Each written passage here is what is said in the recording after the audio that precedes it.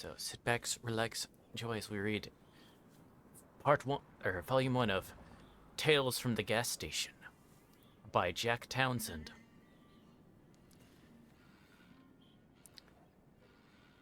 At the edge of our town, there's a shitty gas station that's open 24 hours a day. 7 days a week. If you were to go inside, you'll see row after rows of off-brand chips, cookies, potted meats, and pickled curiosities. Expiration dates suspiciously missing from the canned goods, like they were filed off years ago in some misguided attempt to control inventory turnover. A faded wet floor sign from way back covers a large crack in the foundation by the cooler where layers of sticky spill-off have formed a miniature tar pit, preserving countless insect corpses and the occasional small rodent. Nobody ever complains about the aesthetic.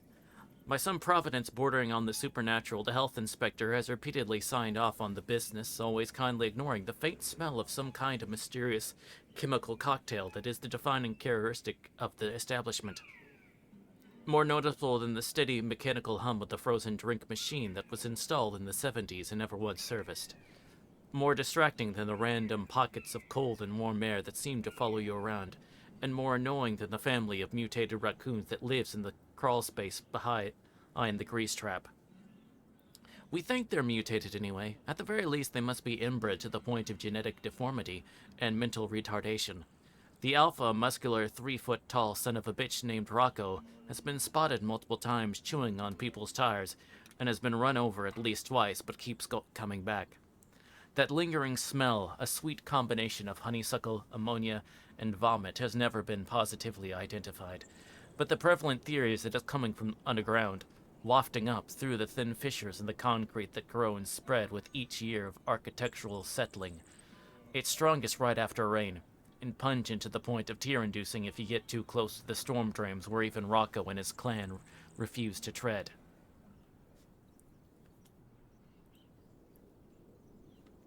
If you were to go inside, you might also see the bathroom cowboy.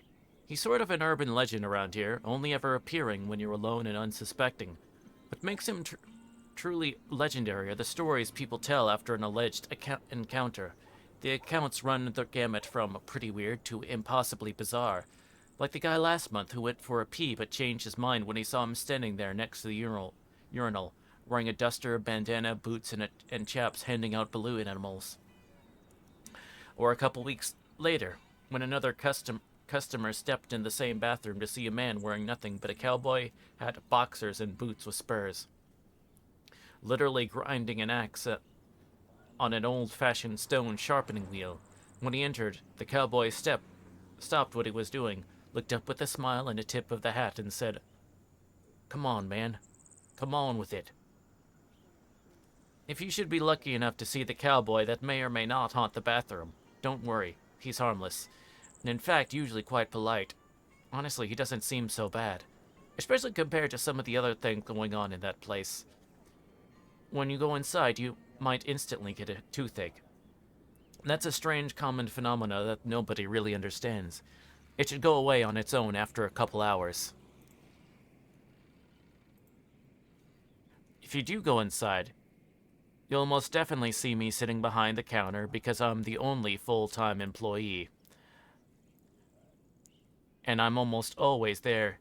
You may catch me reading a book because for some reason the internet doesn't work out here, and cell phones service is dicey on good days and non-existent on most. If you need to make a call, you can leave and go up the hill a ways, preferably back toward or to town, because the other way will take you into the woods and you don't even want to go into all the reasons that's not a good idea. Or you can pay me 25 cents a minute and use the store's landline. That arrangement was cooked up by the owners and I have to actually enforce it because they do check the phone records. I'm sorry. While you're here, don't be offended if I don't strike up conversation, because if I'm being completely honest, I don't always know for sure if everyone who comes to the door is real or not. And if I had to acknowledge everyone in that place that could be an actual person, I might lose my mind. And we don't need any more of that going on around here.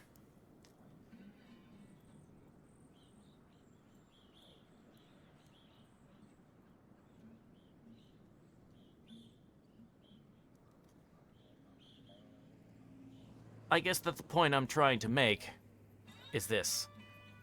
Weird things happen to me working at the shitty gas station at the edge of town.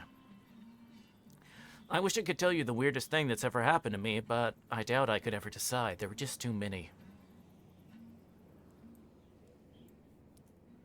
I've seen a total number of 4 coffins inside the store on 3 different occasions. I've met at least a dozen people wandering back into town from the woods claiming they had escaped aliens or government conspirators or the like, and that they had no money but needed to make a call, and could I please just let them use our phone before they find them again. But rules are rules, and I'm not inclined to lose my job just because you didn't escape captivity with a little pocket change. And then, of course, there was Farmer Brown. Yeah, that's his real name. Who got mad at us and complained about the bulk feed we've been ordering for him. He insisted something was wrong with the product, because as he put it, all of his animals suddenly had human faces. We settled with him by charging a significant discount on his next couple purchases. He stopped coming in not long after, and they found what was left of his body inside a bedroom at his farmhouse that had been locked from the inside. As far as I know, they still haven't figured that one out. Anyway, I guess I can come back and tell a story or two, but first I need to get ready for work. And that is part 1. Now, on to part 2. At the edge of our town, there's a shitty gas station that's open 24 hours a day, 7 days a week, and sometimes longer. If you were to go inside, you would probably see the tired cashier sitting behind the front desk doing his best to mind his own business. He's real. You may also see someone else. You may also see something else. If you're curious about the reality of anyone or anything, including yourself, inside the small ammonia-scented flickering fluorescent collection of off-brand junk food, dirt, 4 walls, and a roof, may I recommend that you follow the cashier's lead and mind your own business. I've been working at that gas station almost non-stop since I graduated high school, and at this point, I doubt I could quit if I wanted to. Not long ago, a doctor recommended that I start keeping a journal, and after some consideration, I decided I might as well give it a shot. It's not like any of the traditional treatments are having any effect. But enough about me, let's get back to the interesting thing, the gas station. I spent a decent portion of my shift last night trying to decide how to begin this journal. Where could I start that would make any sense at all? How do I explain the gas station to someone who hasn't experienced it? I've tried telling some of my stories before, so I know what to expect. People don't believe it. Or people don't want to believe it. I still remember the difficulty I had last year when I had to call the sheriff's station and explain to the new girl that half of a pig had broken into the store and was running amok, breaking things and screaming with the voice of an old woman.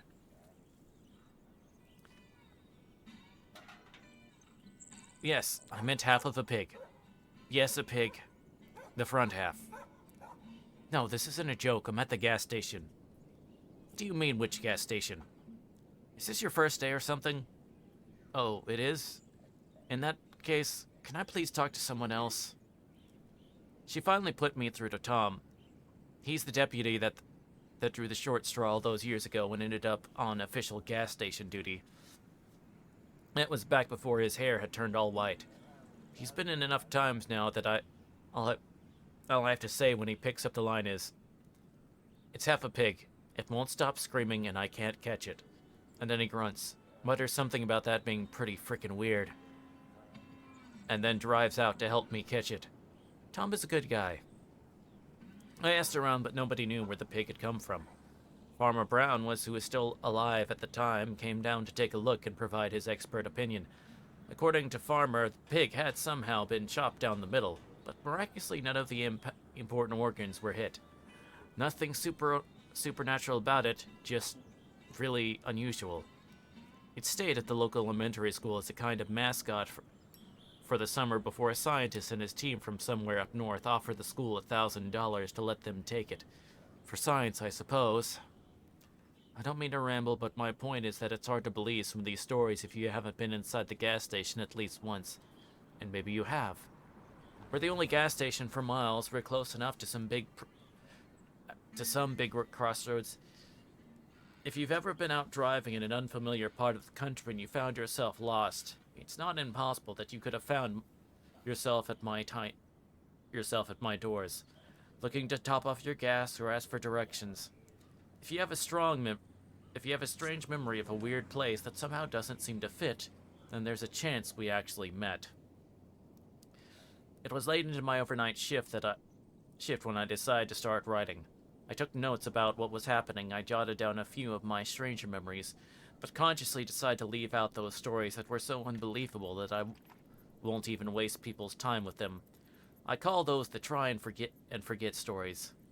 I was writing it all down on a book of receipt paper when Carlos interrupted me. Carlos is one of the part-timers of the gas station. We have a pretty long list of part-time employees here. The owners like to hire transients, drifters, hitchhikers, passerbys, and runaways looking for work for a few days. I try not to get to know the part-timers. They come and go after a few days or sometimes a few weeks, rarely long enough to form any kind of meaningful relationship. But then there's Carlos, who's been working here for almost a year now. He started as part of the prison work relief program, unloading trucks twice a week, and was the only one of the 12 prisoners that didn't disappear during a freak snowstorm last December. But that's none of my business. Carlos did his time, and when they released him, he came to work here, cleaning the store and unloading trucks. He comes in 6 times a day for each of his 30-minute shifts. Now that I think about it, I'm not exactly sure what he does during those shifts. The store is never clean, and trucks only come twice a week, exclusively during the daylight hours as per an arrangement following the incident. Maybe one day I'll ask Carlos what he does for the owners. All I know is that he's the closest thing to a friend that I have here. When Carlos approached me at my register last night, I knew something unusual was going on. He was sweating bullets, pale and on the verge of passing out. He kept glancing back at the man in the suit that had wandered into the store and was standing next to the frozen drink machine. He told me that he needed to talk now. I told him, "Go ahead," but he refused to say anything unless I followed him into the walk-in cooler. I usually hate to leave the front of the store on watch. We have the occasional shoplifter, plus there was the one time Rocco got in and made off with 2 cases of cigarettes. But Carlos seemed serious, so I made an exception for him. Once we were in the sub-freezing safety of the walk-in cooler, Carlos asked me if I'd seen the guy in the suit. I said yes. I saw him. He asked if I knew the guy. I said yes. I'd seen the guy around town. His name was Kiefer. He was running for some kind of office. I can't remember which one, and stopped by the gas station every now and then. He drove an old black SUV that only took premium. I didn't know him much from in town, but he was definitely local. His picture was framed in my high school's trophy case for one of those sporting competitions he had won years and years before I got there. We only have so many things to be proud of, I suppose. I knew of Kiefer, but we weren't exactly acquaintances. I told all this to Carlos, who shook his head and said, "No, that can't be Kiefer." I said, "Why not?" And Carlos told me, "That can't be Kiefer, because Kiefer has been dead for 2 days. His body is in the trunk of my car right now." And that's when things started getting weird. It was a very strange night. Between the head plants, Farmer Jr., and the cultist that wouldn't leave me alone, I hardly had any time to collect my thoughts. And of course, there was the Carlos situation. I promise I'll come back and tell you all about it, but first I need to grab some coffee.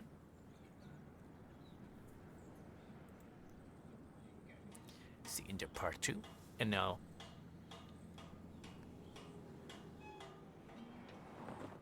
for part 3. There are times when this world drifts so close to the fabric of reality that I can hear something calling me from beyond that veil. Sometimes when I get too close, I can feel that thing on the other side tugging at the corners of my mind. I'm worried about Carlos. He doesn't seem to be taking this so well. In case you don't know, I work at the shitty gas station at the edge of our small town, and weird things have been happening for as long as I as long as I've been here. I finally started to tell some of my stories.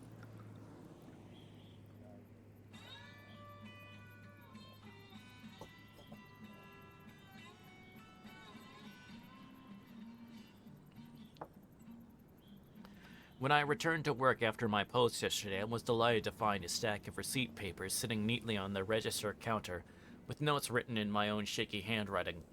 I don't remember writing all these notes, but then again, I don't remember a lot of things. It's possible that I'm working too hard, or maybe the fumes coming from beneath the gas station are playing tricks on me. Or perhaps it's just another side effect of my condition. At any rate, I'm not one to gift horse in the mouth, or any other animal in any other orifice for that matter. Admittedly, my handwriting isn't the best, and at times the scratches on the receipt paper become nearly illegible. So if anything herein becomes unbelievable, it's probably because I copied it wrong. With that in mind, this is my best effort at a transcription. 7 o'clock. It's getting dark earlier these days. 7:30. Farmer Jr. came into the gas station tonight asking about the hand plants.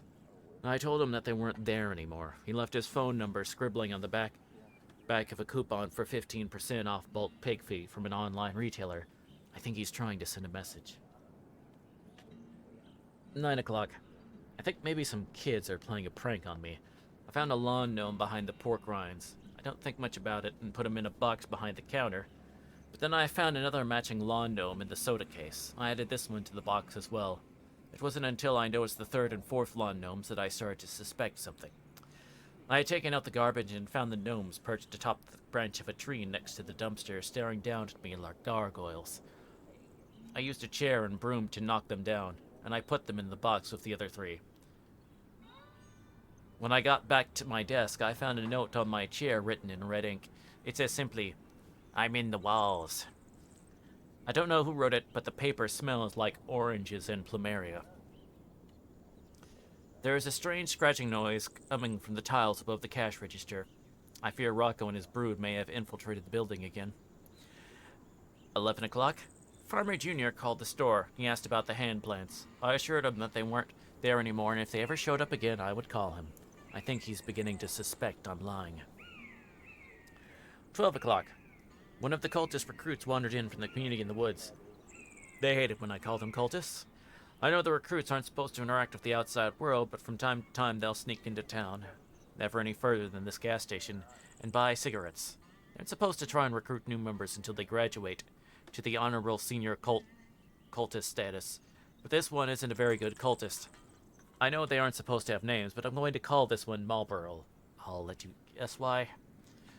Marlboro stayed in the store for at least half an hour, trying to convince me to go back to the compound with him. They hate it when I call their home a compound.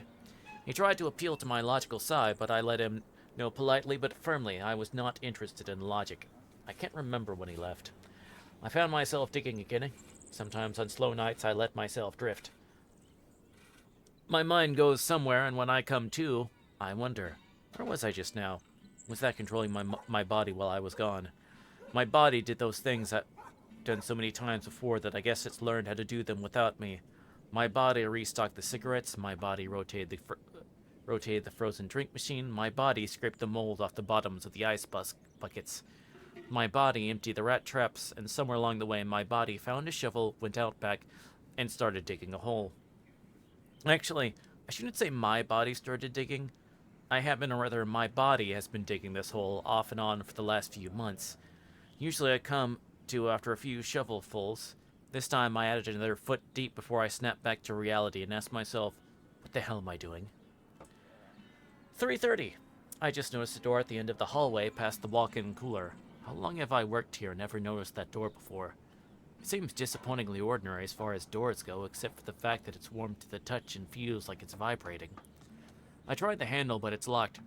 When I got back to my register, I noticed a man in a trench coat standing outside beyond the gas pumps, just outside the reach of our lights, dangerously close to the road. I can't tell if he's looking at me, or if he's looking past the building at the woods on the other side. I wish he wouldn't stand there like that, stoic and still, with his arms reaching down past his knees. The scratching against the tiles in the ceiling over the counter is getting louder. 3:45. A man came into the store, rolling a large white ice chest behind him. He had sunken blue eyes, wiry hair coming from his nose and ears, long bony fingers, and paper-thin skin revealing every blue and green vein beneath the translucent dermis. He wore a bowler hat and smelled like milk. I had definitely never seen him around before. He asked if we would be interested in partnering up with him. He sold ground meat at discount prices, but I told him that our store doesn't do well with fresh foods category, recommending he try his hand at making jerky. Before he left, he scooped about a pound or so of raw ground meat from the ice chest onto a piece of parchment paper and gave it to me as a sample. Once he had left, I took the meat into the cooler where I found another lawn gnome waiting for me. I put the gnome in the box with the other 7. 4 o'clock. Carlos just told me something very strange about Kiefer. 4:30. There was a kid named Spencer Middleton who went to the same high school as me as Kiefer, and Spencer was just a year ahead of me, but looked much older and acted much younger. I live in a small town, and small towns get bored. For entertainment, some turn to gossip, some turn to more sinister pastime. The latter often fuel the former. There are more rumors around town that Spencer liked to torture and kill animals. Rumors that Spencer's parents and siblings always locked their bedroom doors when they went to sleep at night. The rumors didn't slow down any after the fire at Spencer's house, where Spencer was the only one to escape unscathed. I once saw Spencer gleefully stomp on a lizard, throw his head back, and laugh.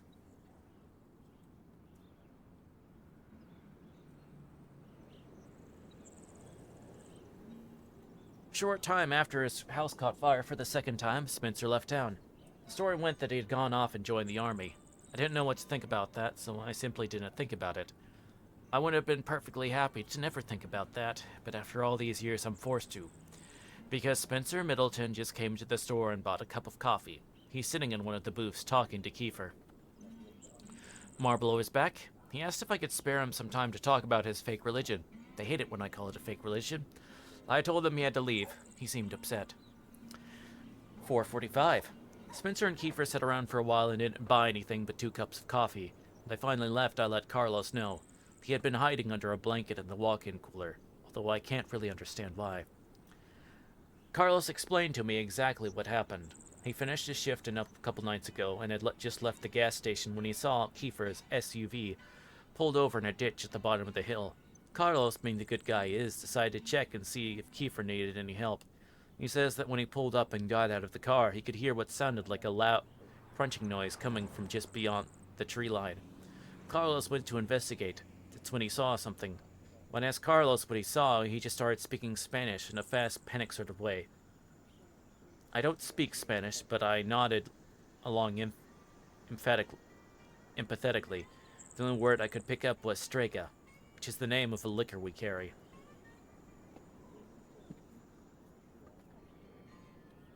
Whatever it was that Carlos saw, it made him race back to his car as fast as he could, and back out quickly, without looking, and that's when he ran over Kiefer. Carlos is a good guy, but here he was in a bad situation. He stopped long enough to get out, check on Kiefer, and confirm that he was definitely dead. There's nothing he could do that would change that fact. It was an accident. Carlos was on parole. There was that thing in the woods, and Carlos had to make a decision. So he heaved the body into the trunk of his car and drove off. Carlos took me to his car and showed me the body. I can confirm 100% that it was Kiefer in the trunk of his car. Not just because of his unmistakable face, but also because of his phone and wallet that were in his pockets. 5 o'clock. I finally got tired of the scratching and pulled our ladder out of storage to see what the raccoons were doing in the ceiling. But when I pushed back the tile, the only thing there was another gnome. That makes 1 dozen so far. 6 o'clock.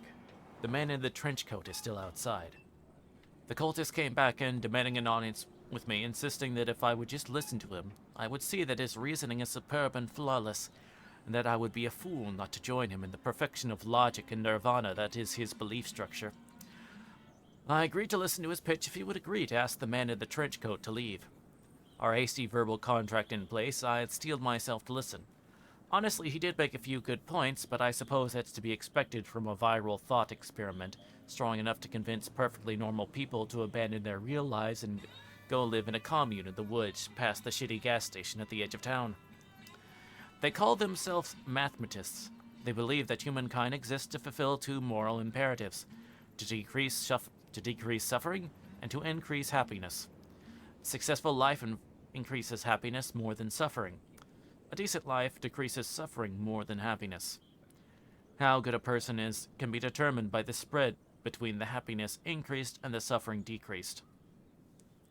Obviously, if an individual has a negative spread, that is, if they've increased happiness less than they've increased suffering, or if they've decreased suffering less than they've decreased happiness, then that means very simply that the individual is bad. Therefore, if an individual causes a tremendous amount of happiness and suffering, one can simply determine which was higher and use this perfect rubric to determine whether that individual was good or bad. Simple, right? The mathematists believe that the world has been going about good and bad in the wrong way. For eons, we've attempted to increase happiness, when instead, we should have been focusing on decreasing suffering. As happiness is a fluid concept, and the more happiness you create, the harder it is to sustain, as happiness has a clear set of diminishing returns. Suffering, however, is consistent. Suffering results from happiness coming to an end.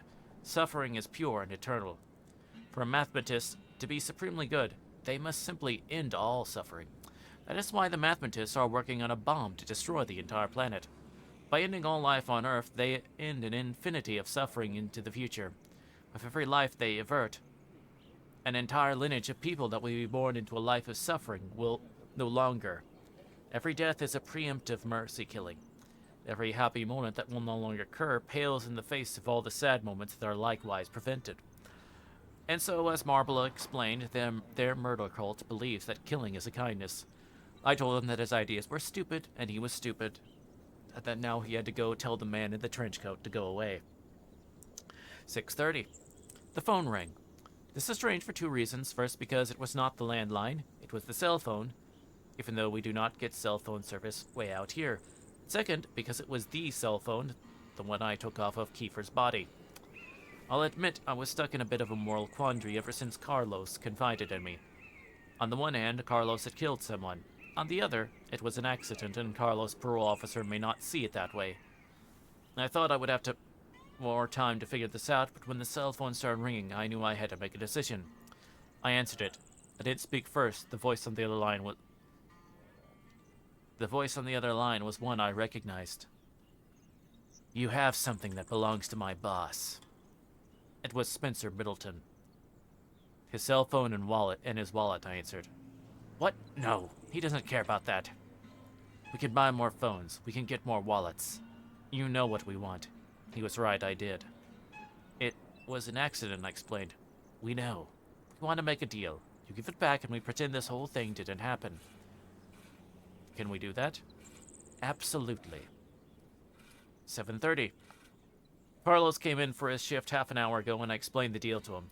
He wasn't thrilled, but as I laid it out very clearly, he didn't have a choice. We parked Carlos' Camry behind the gas station near the growth of hand plants and made a point to stand far enough to not get our ankles grabbed. Kiefer's SUV drove up a few minutes later. Spencer was driving. He and Kiefer got out without a word, sized us up, and opened the back of their vehicle. Carlos popped his trunk. Kiefer and I stared at each other, keeping eye contact the whole time while Carlos and Spencer transferred the body from one vehicle to the other. Spencer had a tarp and blanket ready to wrap everything up. When it was over, Kiefer put a hand on my shoulder and whispered in my ear, "You done good." Then they left. Carlos started crying as I went back inside the store. It was almost daytime, and that's when the new part-timer was supposed to take over. 8 o'clock. The new part-timer is late, and I'm overdue for a lunch break. I made the best of my extra time here by putting price stickers on all the lawn gnomes, but ringing them up as miscellaneous grocery for $9.99 each. And I've already sold a couple. I'm a really good employee. 8:30. I went to the bathroom and saw a man standing there with his jeans at his ankles. He wore red and white checkered boxers and a cowboy hat. He smiled when he saw me and simply said in a somewhat sing-sung voice, Come on, man. Come on with it. I took the opportunity to ask him something that had been burning at the back of my mind. Do you know if... Is everything gonna be okay? The bathroom cowboy took a second to think. Then he pulled up his pants, fastened his enormous belt buckle, and walked past me, spurs clicking against the bathroom tile. He stopped for a second when he was right next to me and said plainly, "I appreciate it." Then he left. I honestly have no idea what that means. These are the entirety of the receipt paper notes, but I did make a point to continue keeping this journal. I think this will be a healthy way of chronicling the weird events at the gas station. Maybe this will even help with my condition. I don't know. The next time something strange happens, maybe I'll come back and write more. Until then, I guess this is to be continued. Edits.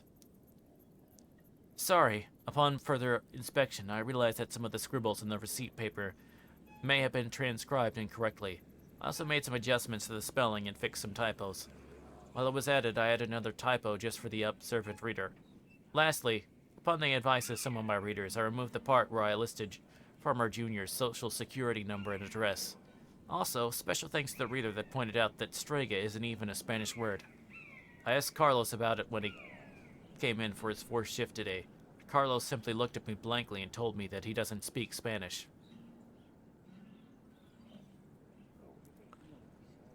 That is the end of part 3.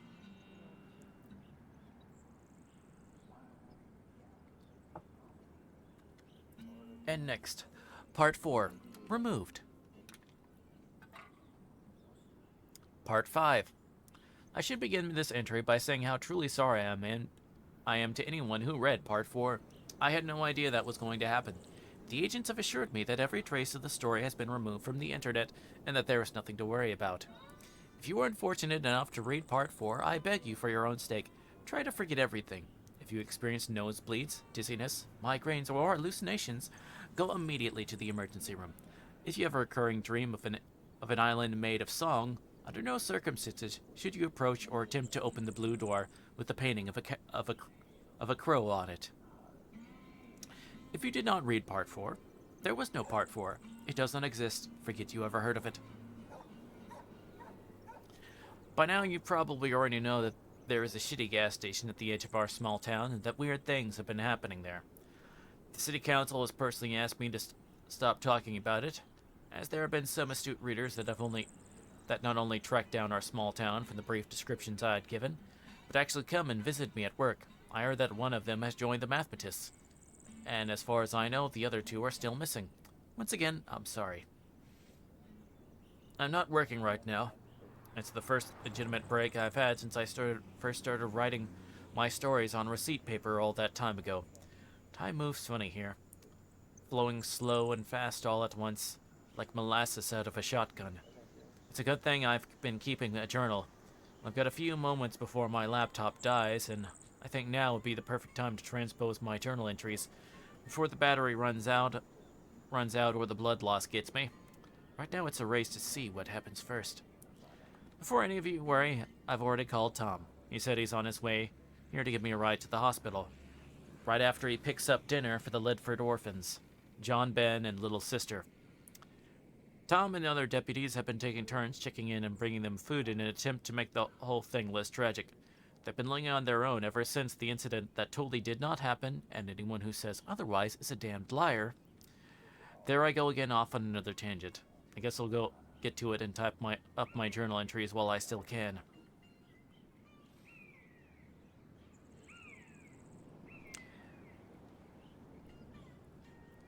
November 2nd, 2017, 9 p.m. So much has happened here since the Halloween incident that we aren't allowed to talk about. Been much busier than usual dealing with the aftermath as well as the cult. The mathematists have been cleaning out our inventory on a daily basis, planning ahead for some kind of secret event that I only got to hear about in hushed mutterings and whispers.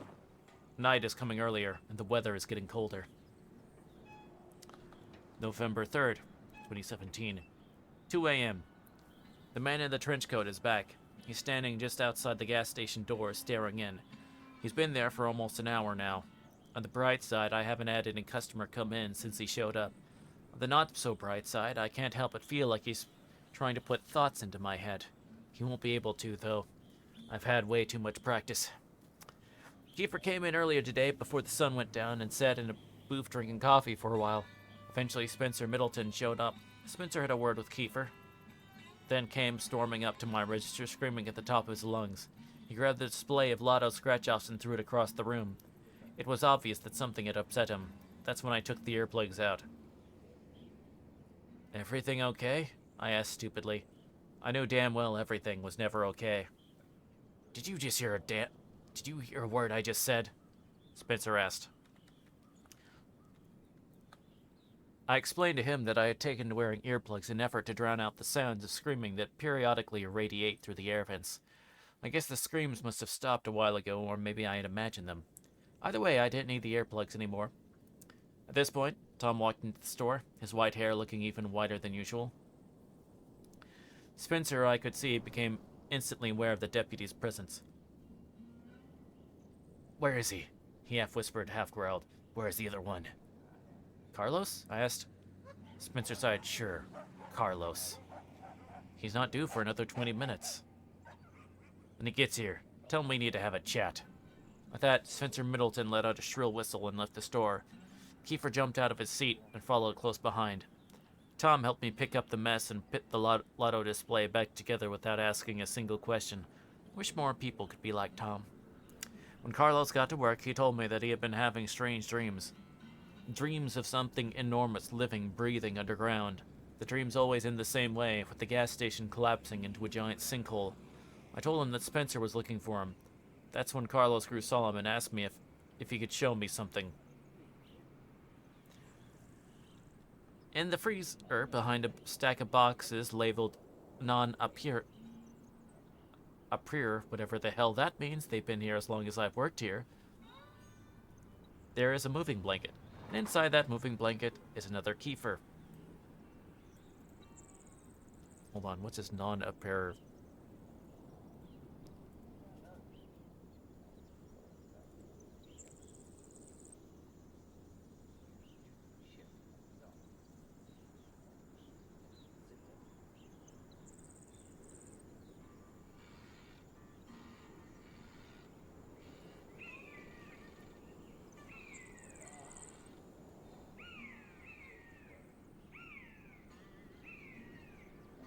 Oh, okay, do not open. Apparently it's Italian.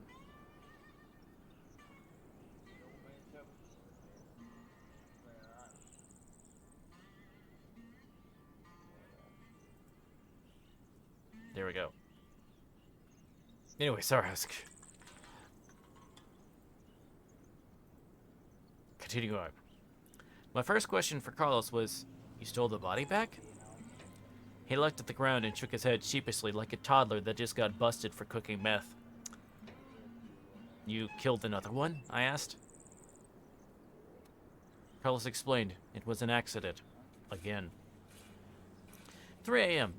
The man in the trench coat is finally gone. He left claw marks in the glass of the front door. I checked the security footage to confirm my suspicions.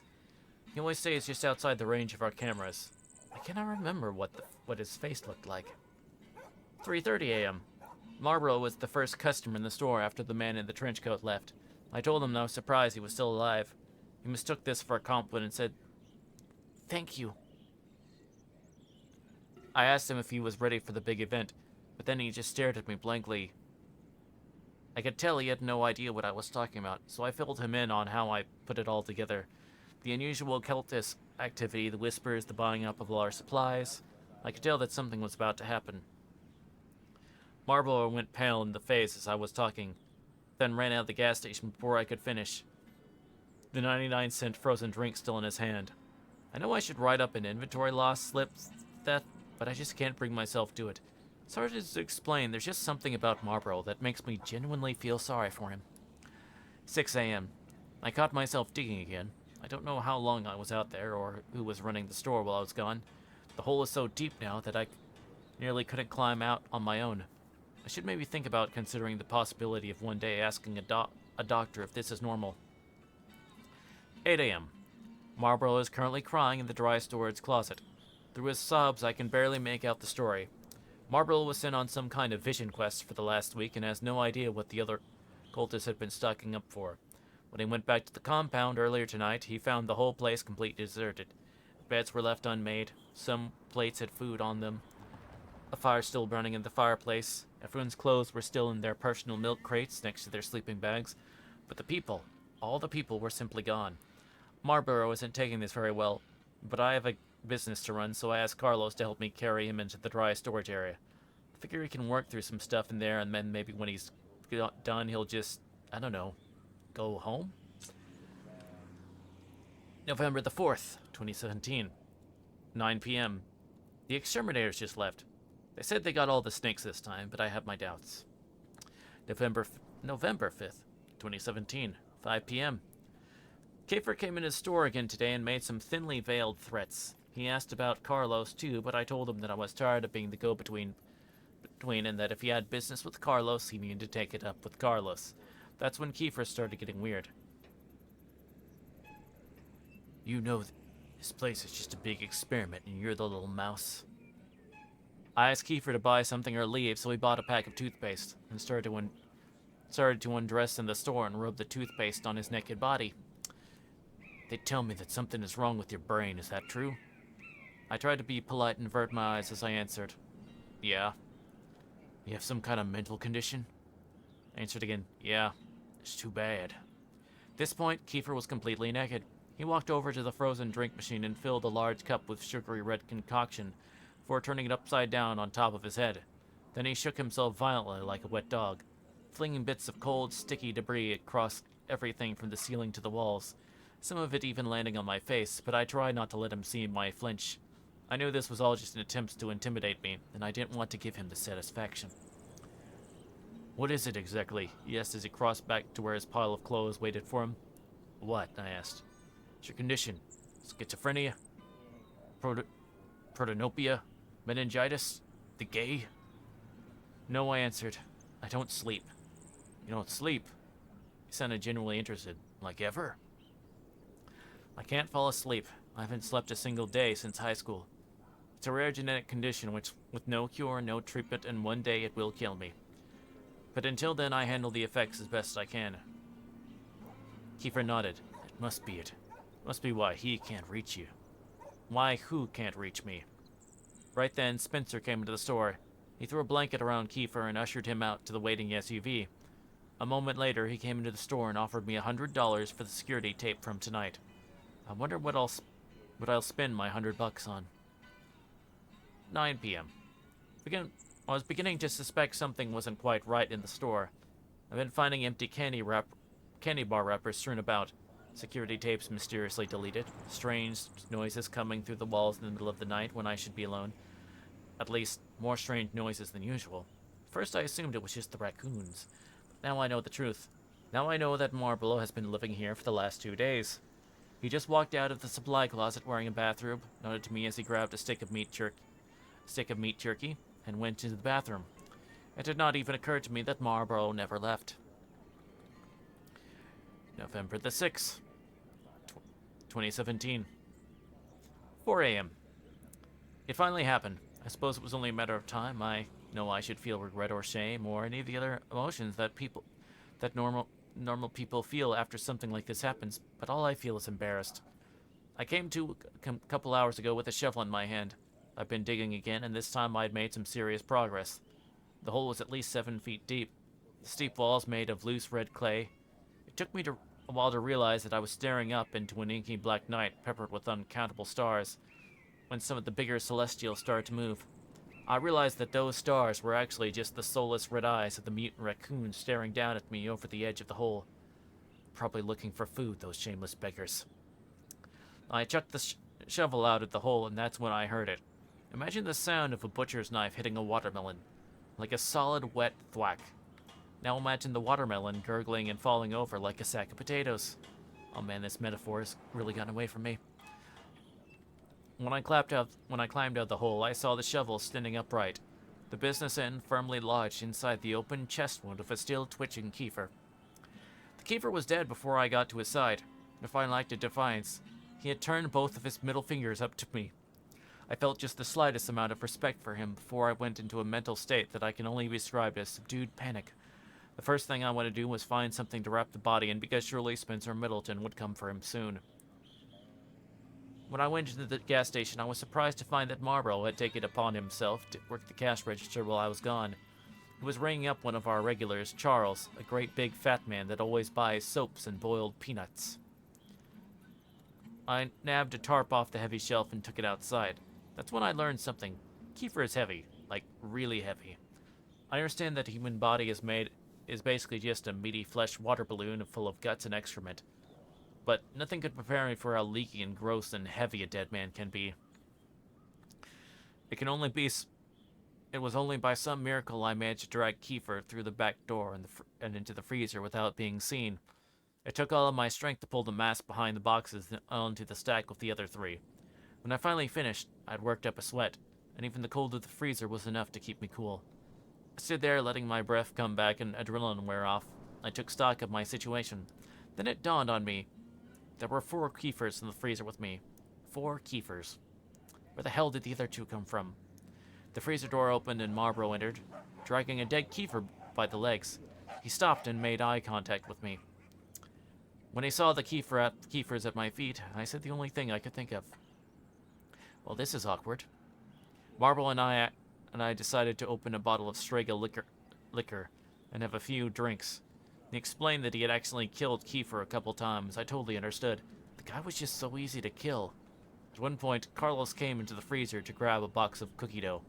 He didn't even acknowledge all the Kiefers. Okay, I gotta do a quick ad break, but we'll be right back in 3 minutes. See y'all then.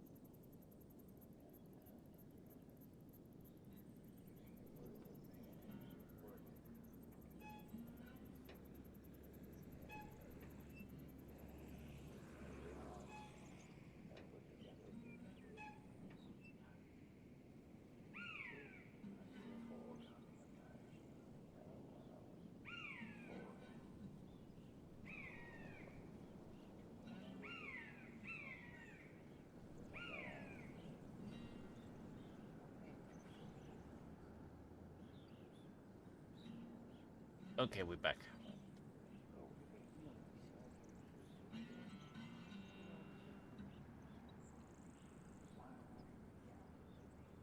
Where'd I put the tab? Ah, here we go. Ahem. My laptop's battery is currently at 2%. It's obvious now that I won't have time to transcribe the rest of my journals before it dies. I don't have time to tell you how I ended up at the bottom of this hole underneath the store with the broken leg. But I can tell you that I hear someone moving around above me, which is good, because I don't think I'm alone down here. If you're reading this, it means I managed to upload my story. If you're not reading this, then I don't know. What even are you? Someone just called my name from the top of the precipice. I think it was Carlos. I wonder what happened to Tom. Why didn't Tom ever show up? Come to think of it, I seem to remember Tom didn't survive the Halloween incident. Wait, who the hell have I been talking to this entire time? I promise that if I survive long enough to recharge my battery, we'll come back and tell the rest. Till then, I guess this story is to be continued.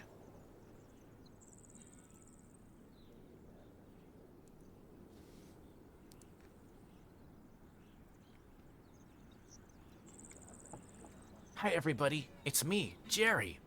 Oh, this is part 6, sorry. Hi everybody, it's me, Jerry, from the gas station at the edge of town. Proud to be the newest member of the team. They were so impressed with how I managed to stay inside the store for several days without leaving or going insane that they offered me a full-time position, while the regular clerk is out recovering from his leg injury. Happy Monday, y'all.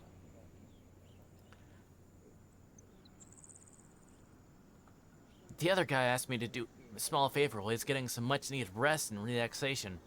He gave me the password to his laptop and detailed instructions to transcribe his journal entries from last week. In exchange, he agreed to keep me on as a full-time assistant after he gets back. I get to learn what to expect on the job through first-hand documentation, and he gets to continue his weird little blog thing. Now that's what I call a win-win. If I'm being honest, this is probably the best thing that has happened to me right now, ever since the program mysteriously dissolved the mathematist community. I've been feeling really very lost and vulnerable. I've been losing weight and having trouble sleeping, and when I do, I keep having these weird dreams of some enormous being deep below the gas station, waiting to devour us all. Clearly a mistake was made and I was overlooked. If any of my older brothers and sisters are out there and see this post, please, please contact me. Tell the seniors they forgot me. I'm not mad. I miss you. I love you. Before I get started, some guys in suits came by and suggested this blog we're going to continue, that I make a PSA. If there is anybody still alive that read the story about what happened here on Halloween, don't wait for the symptoms to start. Please go to the nearest emergency room or call for the Center for Disease Control and tell them you are experiencing the effects of Rommel's syndrome.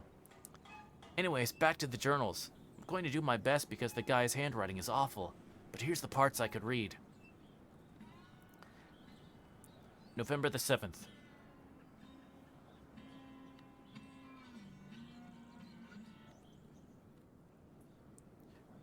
Wait, November 7th, 2017. 7 p.m.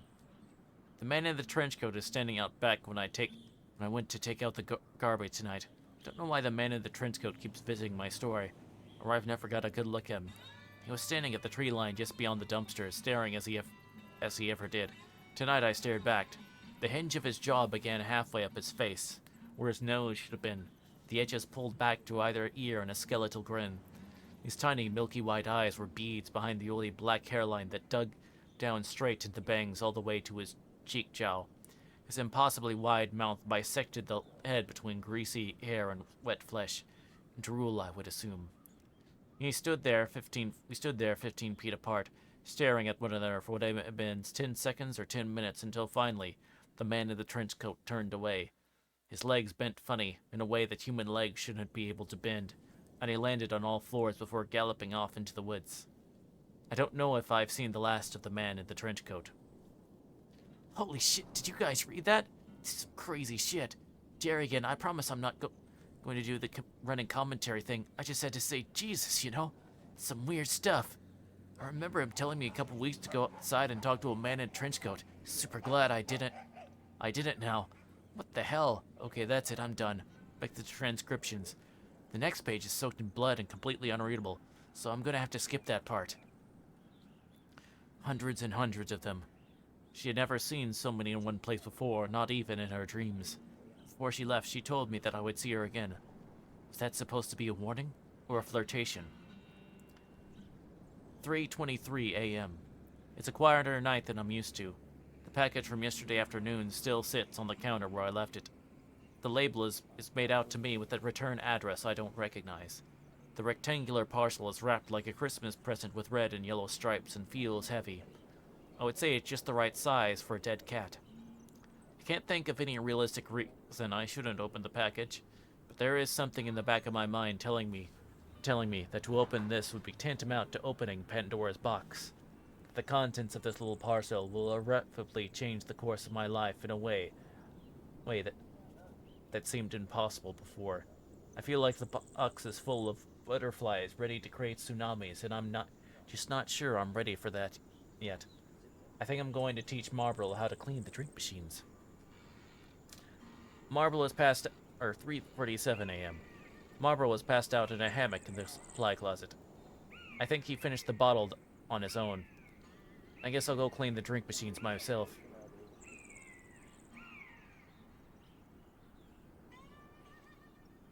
5:45 a.m. The hand plants are growing faster than I anticipated.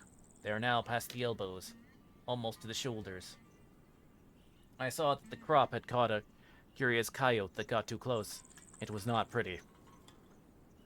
I also noticed that Rocco was still alive.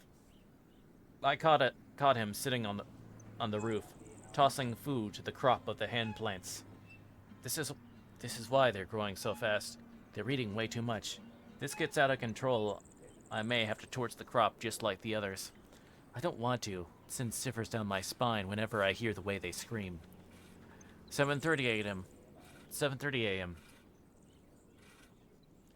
Carlos came in for his morning shift and looked pretty terrified. He filled up on coffee and told me that he hadn't been sleeping too well. The bad dreams have been keeping him from getting a restful sleep. I wonder if I should tell Carlos about my condition. He asked about the gift wrapper package sitting on the counter. I told him that it came with the post yesterday, and I didn't know who it was from. He asked if I was going to open it. He asked if I was going to open it, and I told him that a bad feeling and pretty much decided to never open it. 10 a.m.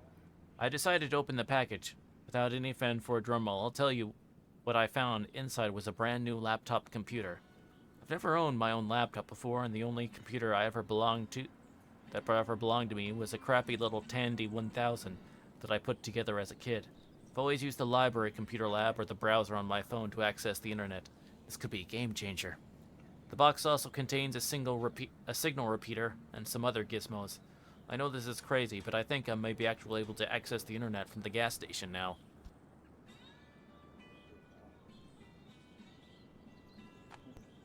There was a handwritten note at the bottom of the package. Hello, I left you a comment on your page. There's something I want to tell you. I enjoy reading these stories you're writing, but I think if you actually sit down and write out one story at a time, you will get a lot more upvotes. It's very good. I'm not saying it's bad, but right now it seems like a lot of half stories thrown together. I think you'd do great if you could actually write out a whole story at a time. I bet you could get a lot of upvotes and attention. It gets kind of confusing right now. Maybe start with when you're there and work your way up to now. I bet that would be super awesome. I'm so fascinated, but a little muddled as well. I can tell you have a great talent for writing, but I just thought I'd offer a suggestion to help. Please do not take offense. It's just something I was thinking. Hope all is going well for you. Great. Another one of my readers has tracked me down. I'm going to have to figure out how people keep finding me and put a stop to this. Thank you, whoever you are, for the laptop. I'm definitely keeping it.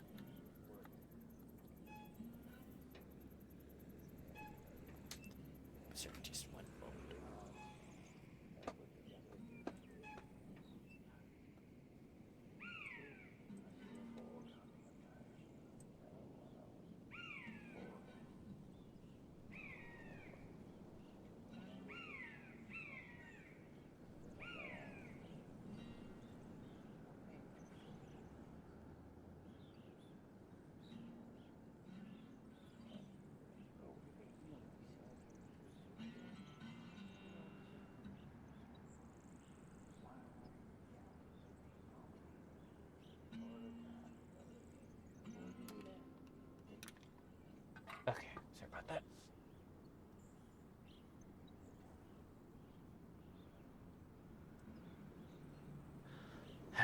10:15 a.m. I turned on the Wi-Fi card and noticed that for some reason there are dozens of secured networks around the gas station, most of which have 4 or 5 bars. The names for their networks are pure gobbledygook like this one. 1E7G7 letters, numbers, da-da-da. Who the hell is transmitting Wi-Fi out here? 11 a.m. A man came into my store to buy a gas can a couple hours ago. I didn't think much of it at the time, but he came back asking if he could help him out with something down the road. I never got his name, but he was a big guy, tan skin, thick beard. He said he was having car problems. I told him I wasn't a car guy, but he insisted that he didn't need a car guy. He just needed someone else to see what he was seeing. Marble agreed to watch the count. Well, Carlos and I followed the bearded man down the hill and around the curve to a close spot where Carlos saw that thing in the woods. He couldn't remember what happened that night. After we got everything sorted with Spencer and things started to go back to normal, I asked Carlos what it was that he saw in the woods that sent him running such a careless panic, but he just shook his head and said he didn't know. The mind is a funny thing, and memories aren't the most reliable. I realize I'm not the only person from the gas station with a list of try and forget stories. The man's car was parked on the side of the road, close to the same spot that Kiefer's SUV was broken down. So my car started acting funny, the guy said as he was near his vehicle. I wonder why he would have walked this whole way when your own vehicle would be quite useful in the case of a dead battery or random bear attack. The guy kept going. I pulled over to the side of the road when my electricals all started going haywire. I killed the engine. When I tried to turn it over again, nada. I could see at this point that the hood was open. The man was driving a big black SUV similar to the one Kiefer owned, but newer and shinier. I don't see what's so weird about that. You need to call a tow or... The man cut Carlos off rudely, I might add. I popped the hood, but everything was in order. Thought it maybe just needed some gas, so I went up to the station. Then, when I got back, I saw this. We rounded the front of the car and saw this. He was being so vague about. A small oak tree, maybe 4 or 5 years old, was growing up from the ground beneath the car, through the engine, and stretched upwards at least 9 feet. The trunk of the tree had swallowed a decent portion of the engine. From the looks of it, the car had been parked there for years. Interesting, I said. And you're sure that wasn't there when you started driving? Before he could answer, he spun his head around and looked at the forest. You boys hear that? He asked. We stood still and listened. We couldn't hear anything. No, I answered. Carlos shrugged. You boys know what an anglerfish is? The bearded man asked as he walked to the back door and opened. I guess, I answered. The bearded man pulled up a secret compartment from beneath the floorboard and retrieved a large automatic rifle. I'm not a gun guy, and I can't tell you what kind of gun it was, but it was big and impressive and cool looking. The guy checked the clip and clicked something on the gun that could have been the safety. Again, I'm not a gun guy. But it sounded super cool. Carlos put a hand on my shoulder and slowly backed away from the man with the gun pulling with him. But he didn't seem to mind us one bit. He was focused on whatever he heard in the woods. If I'm right, you boys have an anglerfish in them woods. It's putting something out there to lure me in. It makes me think I'm hearing something I'm not. Then when I go looking for the one thing, bam, it attacks. Oh, like a siren? I asked. The man looked at me over his shoulder with a smirk and said, yeah, like a siren. Y'all maybe want to get out of here. It's gonna get dangerous. Don't worry about me. I've dealt with these things before. I'll be fine. The man pointed his gun and marched into the woods while Carlos and I made our way back to the gas station. 2 p.m. It's time for me to go home. I haven't used the laptop yet, but maybe tomorrow I'll start to type up these journals. November 8th. 6 p.m. It's getting dark so early these days. I notice that the bearded man's SUV is still at the bottom of the hill with a tree growing through it. I wouldn't call that a good sign. 11 o'clock. I burned the rest of the hand plants. I finally know what's going on. A long time ago, I noticed what looked like strange mushrooms growing in a patch near the dumpster behind the gas station. I didn't think much about them except that it was strange that Rocco's brood wouldn't go near them. When I took a closer look, I could have sworn that they looked just like baby fingers poking out of the ground. As the weather got warmer, I kept an eye on the crops. They started getting longer and looking more and more distinguishably similar to human fingers. I swear they even started growing fingernails. Sometimes I would see them bend at the digits to squash a bug that wandered too close. Eventually, the mushroom started sprouting leaves. The finger sections continued to stretch out, creating what could only be described as hands. Human hands. They would ball up into fists during the daytime and open up in the moonlight. I dug one of them up one day when we were really slow at work, and I called Farmer Jr. to ask for his professional opinion. To the untrained eye, the hand plant looked just like a regular human hand. Smaller than an adult's, but larger than a child's. Adolescent. Teenager, maybe. At the wrist, it turned into a gnarled root that smelled like sassafras. And throughout the plant, tiny leaves were sprouting. Farmer Jr. stood in the gas station looking over it for a while before asking me if we had any more of those things. I lied and told him no. I asked the owners what they wanted to do. They thought it for a couple days and then told me to keep them. I think they expected to be able to make some money off of somehow. But eventually everyone forgot they were there. Everyone but me and Farmer Jr., of course. I was asking about the bearded man when I first heard the sound of a crying baby somewhere outside. I was alone in the store, and my first instinct was not the heroic one that most people may have had, to run outside and see where the poor baby was. My first instinct was more callous and rational, in the form of a question. How the hell did a baby get way out here without me hearing it coming? Something wasn't right. The sound of the cries when I could deduce were coming from the tree line were getting louder and louder and more desperate. I looked around for Marlboro, but he couldn't find him anywhere. If I'm going to investigate the potential forest baby, I was going to have to do it alone.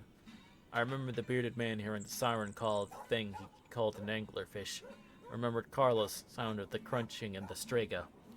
And absolutely no part of him believed that I would be safe if I went into the woods, or that there was really a baby crying out there. But what if? I grabbed a flashlight and went out back. The crying seemed to be moving deeper in the forest. Quickly, like the crying baby was being carried off by something that didn't have to stop and move around trees or barriers. Physical barriers. I walked into the forest just far enough to find the last thing I ever expected to find. It seemed that the hand plants had extended slightly further than the light patch outside the gas station. Those plants that I had been watching and burning whenever they got too aggressive were not as controlled as I had previously believed, because out there, just a few steps into the woods, was a hand plant that I had missed, and I had never trimmed or culled or burned. That was left free to grow as large and wild as it possibly could. Out here was a hand plant that had grown so large it had fallen over. It had grown past the shoulder. It had grown its own head and torso and crotch and legs. Out there was a full human body covered in tiny leaves, huddled on the ground and attached to the soil by thick talons of brown roots. And the weirdest part of all, the body was one I recognized. The fully grown hand plant, was Kiefer. I didn't know what possessed me to touch him. Maybe I just wanted to make sure that he was real, as if touching him would prove that one way or the other. When I did this, his eyes opened and cracked a smile. He could not move. The roots had firmly stuck in place. But this Kiefer plant could talk, and talk he did. We stayed out there talking for over an hour. I won't go into everything the Kiefer plant said, but I will say this. There was something under the gas station. Something big and powerful. Something plotting. And I've been working for years in a cloud of this dark god's farts. I felt extra terrible setting the fully developed Kiefer plant on fire after I burned the rest of the crop of hand plants. But honestly, what choice did I have? When I got back to the gas station, Spencer was waiting for me. He knew I knew, and I knew he knew I knew. I was halfway expecting what came next, but not expecting him to enjoy himself quite so much. Spencer locked the front doors, then proceeded to beat the crap out of me. I'd like to say I got a few good hits in as well, but that would be a huge lie. I don't think I laid a single finger on him, although I did mess his knuckles up pretty good with my face, so I have that going for me. Spencer dragged me across the gas station to the hallway, past the bathroom, past the walk-in cooler to that big strange door I had only just noticed a couple weeks ago. If it were possible for me to pass out, I'm sure I would be unconscious right now. Why are you doing this? As he banged on the door 3 times. There was a sound from the other side, and then Spencer yelled, "Open up! It's me!" The door cracked open, and Spencer dragged me into a room I had never seen before. It looked like an old office. There was a desk next to a wall of monitors with security feeds from all over the store and perimeter. Security feeds from cameras I never knew existed. In the middle of the room was a large hole that looked like it had been created with a team of jackhammers. It's time for you to meet my boss, Spencer said as he dragged me to the edge of the hole. Kiefer, I said, to which Spencer out a hearty laugh. No, not Kiefer. My boss put Kiefer out there and hired me to watch him. My boss is much bigger than some idiot politician. I half expected Spencer to go into the cliche movie villain exposition rant, but instead he sparted me right into this hole. I think my leg is broken. At least, I assume that's what the bone poking out means. But hey, I'm no doctor.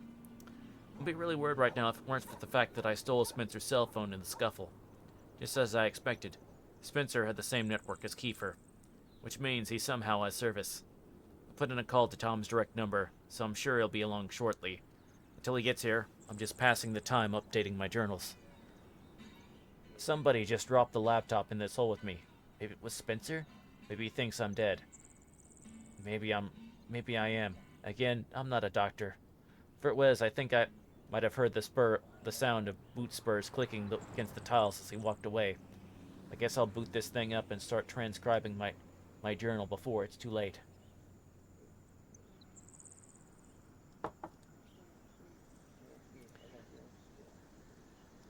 Okay, so this is the last of his journals.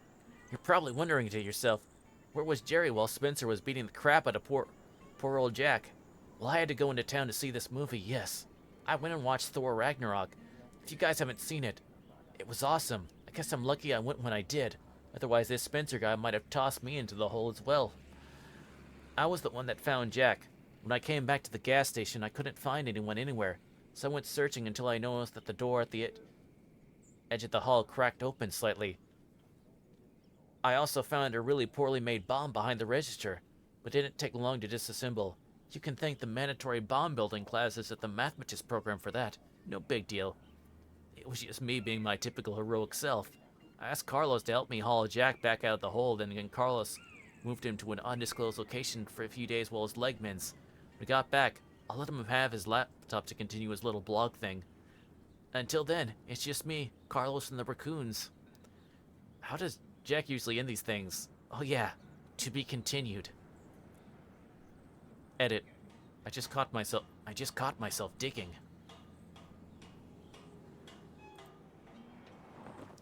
That is the end of part 7. Hold on a second.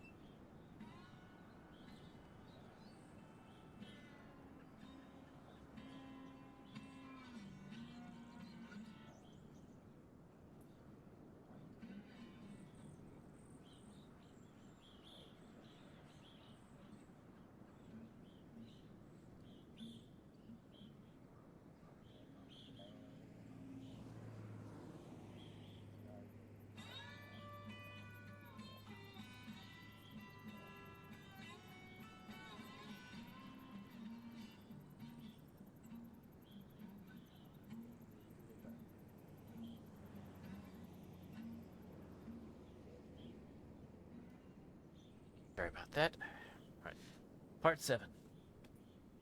Recovering from an injury sucks. Recovering from an injury when you can't fall asleep sucks worse.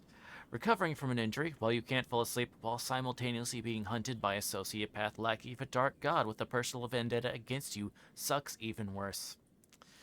But what sucks even more worse is having to do all the above and still being called into work because, as the owner puts it, the new guy is a complete and total moron with willful and malicious idiocy that borders on the criminal.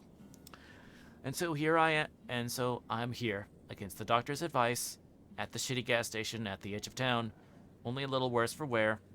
What's really incredible is that I've back for one day and there's already a body count. More on that later. My right leg is in a cast from ankle to thigh, and I've elected to use crutches because, unsurprisingly, the gas station is not wheelchair accessible.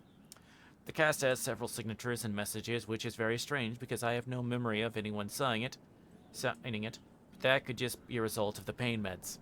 Looking down now, I see that Carlos scrawled this message. Try and stay out of trouble, see. There's also a message in red crayon. Jerry was here. A few signatures scribbled in Sharpie and a little further up my leg. I have to pull my pants way up to read this note. Richis Rex's. Well, that's annoyingly cryptic. I would check the tape logs to see who I got so close to on my delicate area, but the owners had every camera in the place removed.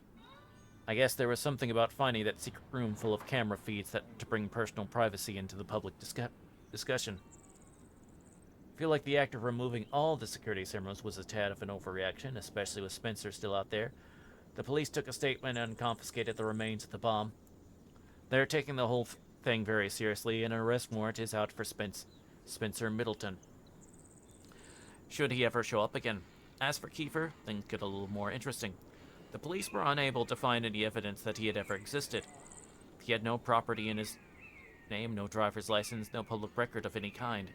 The only thing ever linking to him in this town was a grainy picture in an old yearbook photo. It would seem that Kiefer was living off the grid ever since he graduated high school, and now that Spencer's attempt to blow up the gas station failed, Kiefer has suspended his election campaign and simply disappeared. The sheriff has been sending a new deputy, Arnold, on to check me once or twice a day. Arnold isn't around here, which is probably why I agreed to replace Tom as the new gas station babysitter. He's about 6'2", dark-skinned with a mustache thick enough to plant a yard flamingo in. He has eyes that constantly telegraph the sentiment, "Knock that nonsense off," and I have yet to see him smile. I don't know if Arnold will become the next Tom or the next Spencer. Right now, he could go either way. Arnold was the one that dropped me off at work today. I'm not supposed to get back behind a steering wheel for a while, which is fine, I guess. It's not like I'm going on any road trips anytime soon. On the way to work, we passed the SUV of the man with the beard, the one staked in place on the side of the road by the tree growing up through its engine. I asked Arnold about it, but he just shrugged it off and said I shouldn't worry myself with other people's business. I asked him about the owner of the vehicle, and Arnold said that he didn't think he got lost in the woods, just like those hikers last fall. A search and rescue effort was underway, and he was confident that we would find him one way or the other. After Arnold dropped me off today, I went about my regular shift-starting duties.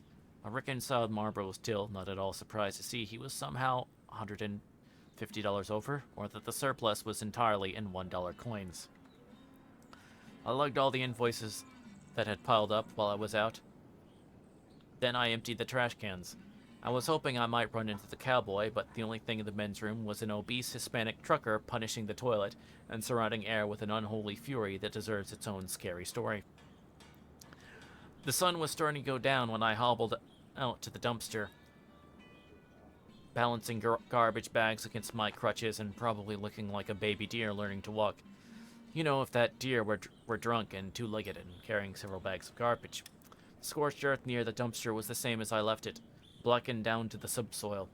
Somewhere just past the start of the trees was another patch of smoldering remains, one that I neglected to mention in the police report, one that might look to the casual observer like the remains of a human body. Before I turned to go back in, I noticed something odd on the side of the dumpster. At first I thought it was a child's toy, stuck to the dirty outside wall, but then I realized it was moving, breathing, crawling slowly and eating the gooey drippings off the rust of the dumpster. The thing looked like a giant tomato caterpillar, about 8 inches long, and as the sun went down, I swear I could see the thing give off its own light source. The squishy caterpillar thing didn't seem to mind my presence, and even let me feed it an old starburst that I had in my pocket. A yellow, because like all people, I hate the yellow starburst. The critter bioluminesced a little brighter as it ate the taffy, and I gave it a gentle pet. Its hide wasn't as wet as it appeared. In fact, it seems to be covered in tiny clear hairs. "You're not so bad," I said while it nibbled at the candy. "Not everything out here needs to be scary, huh?" It wiggled and crawled away, to a place on the back of the dumpster with more gunk, and I went back to the gas station. Marlboro has taken up smoking again.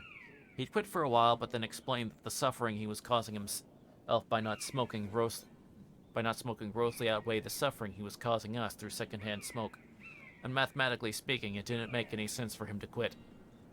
I had hoped that he was beginning to shed his philosophy after the entire compound mysteriously vanished, but now I'm starting to fear that he can't be rehabilitated. Oh well. Today was a pretty normal, well not normal, but average day at the gas station. We had some strange people visit. We had some normal people visit too. And along the way I found out Finished a book I'd been reading, made some boring journal entries, and even got online to browse the internet for a while. There's another package sitting under the counter, addressed to me from a return address I don't recognize. I took a gamble with the last package, and it turned out to be something great. But that was before Spencer tried to kill me, and once again my gut is telling me not to open it. I got a phone call today at the store a few hours after sundown. It was pretty late, hard to say when exactly. Marlborough was asleep in his hammock in the dry storage, and I couldn't remember the last customer. This was somewhere in the temporal wasteland between dusk and dawn. Hello?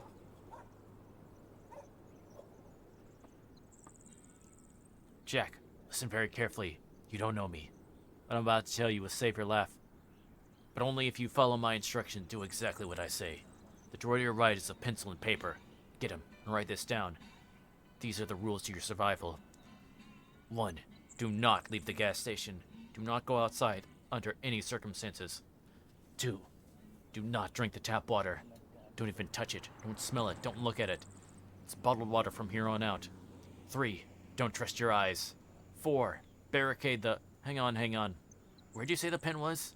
He sighed, then a drawer to the right. My right or your right?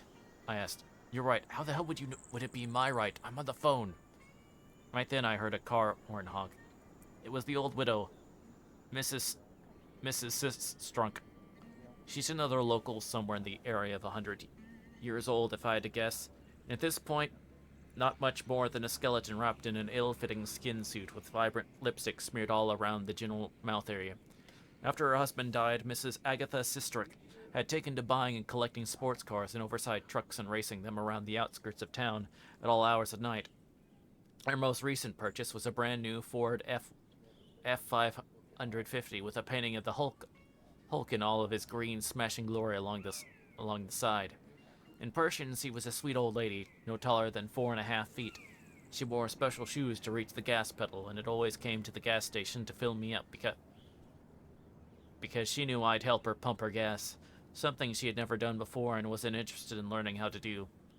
1 sec, I said to the voice on the other phone. Be right back. Miss Sistrunk needs me to top her off. Listen to me, the voice growled.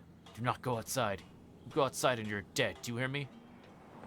I hear what you're saying as I grabbed my crutches and got ready to leave, but I don't work for you. With that, I hung up the phone and went outside to help Mrs. Sistrunk. Old Agatha was happy to see I was back at work. Apparently Marlborough made her nervous. She said he was flirting at her and wouldn't stop smoking while he pumped her gas.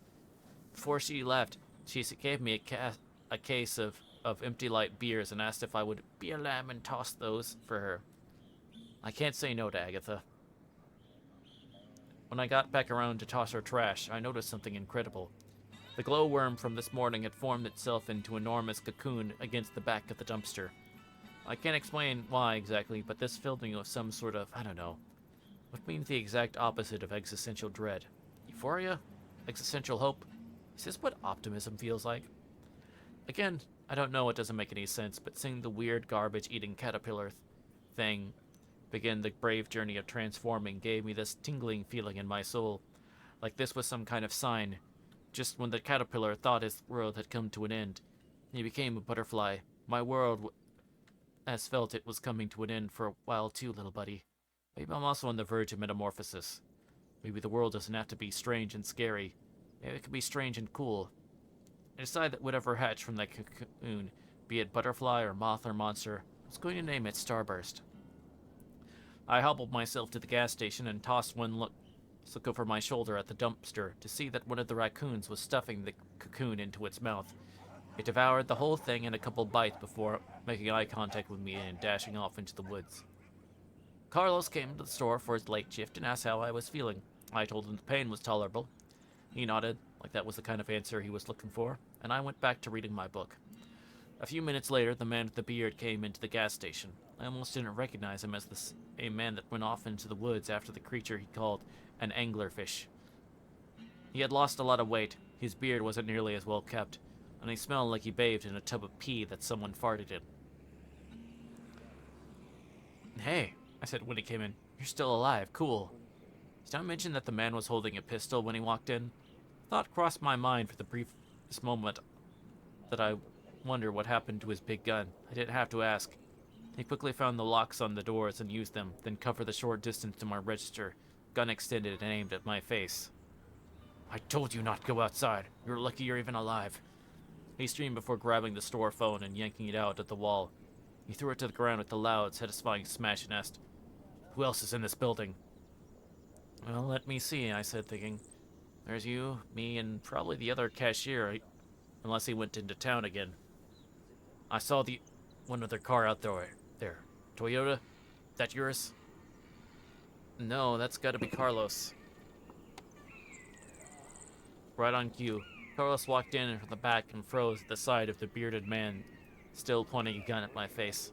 Carlos might have been tempted to take action if he hadn't been carrying a 50-pound bag of corn over his shoulder.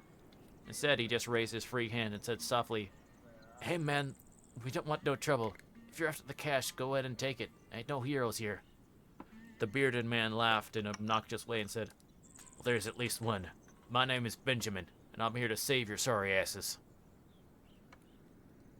Carlos and I made eye contact. A lot can be conveyed in just an instant if you know the person you're looking at. He was trying to see what I wanted to do. I was trying to tell him to relax. This was neither the worst nor the weirdest thing to happen in that room.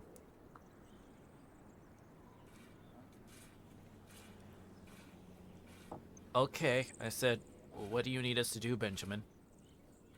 "There's something evil under this gas station, and nobody is leaving here until I understand what it is, because I know that someone is working with that thing.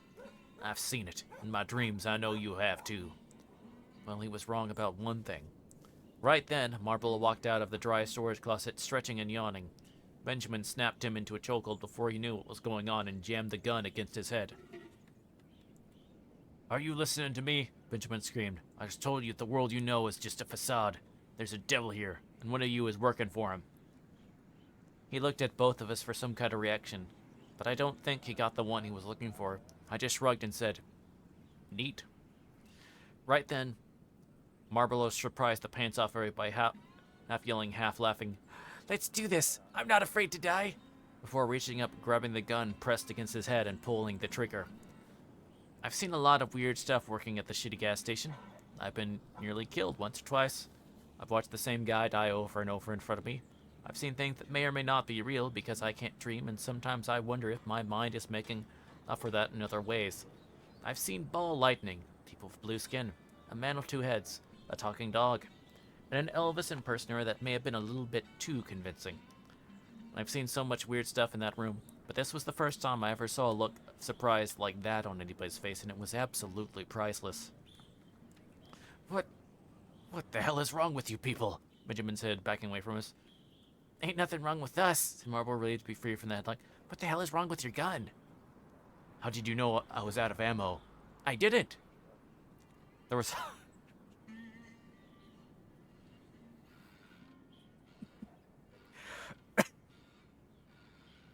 I'm sorry. I knew that's coming, but that's the thing that causes me to break. It's freaking Marb. Oh, gosh. There was a loud thud as Carlos dropped the sack of corn. He was the next to talk. "I think maybe you should get out of here, pal, while you still can. Afraid I can't do that," Benjamin responded. "Until this thing is dead, and on until I heard a wet thunk before I saw anything. Before Benjamin went limp and hit the ground. When my eyes caught up to the situation, I hoped like what I was seeing was a hallucination, but the look of fear on Carlos' face told me that this wasn't the case.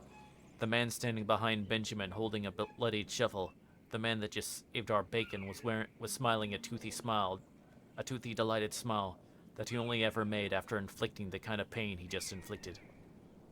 "Hey, Jack," said Spencer Middleton. "You miss me?" He stuck Carlos and Marble in the walk-in freezer. Marlboro is and always will be a go-with-the-flow kind of guy, so went into the freezer voluntarily. Carlos put up a fight, which is why he ended up bruised and bloody and barely clinging to consciousness. From what I could see, Benjamin looked like he might be dead. At best, he was out cold in a slowly spreading pool of his own blood. Spencer pulled a couple of chairs out of his storage and placed them both in front of the cash register facing one another. He made me hobble over and sit down in one. Then he spun the other around to sit on and backwards like a cool school teacher from the 90s. I just want you to know, he said, I'm not mad at you, and neither is he. He wanted me to relay that message. Spence's face still had specks of blood on it from where he had beaten the shit out of Carlos. Your boss, I said? Yeah, he's upset at you for what you did to Kiefer. He wanted me to show you what happens to bad children. You were supposed to meet him, but then that got all cocked up, huh?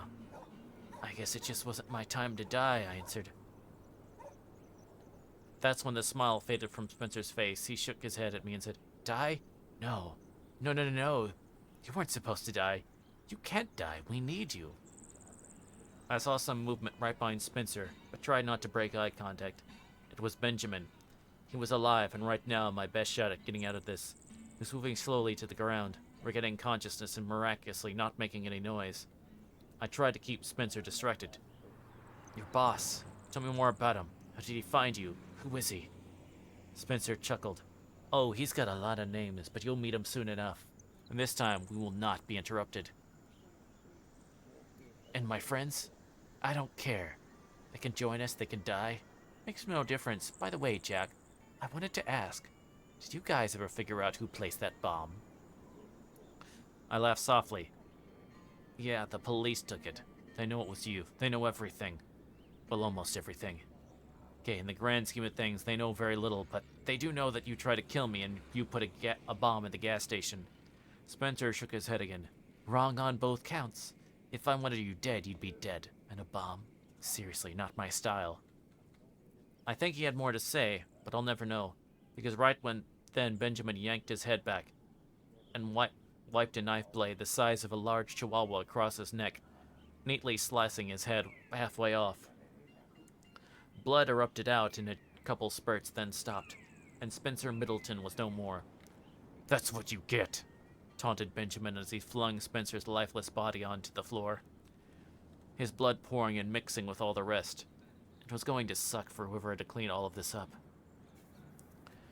When he opened the freezer, we found that Marble had gone all bad nurse on Carlos, sticking clumps of frozen meat all over his face. For the swelling.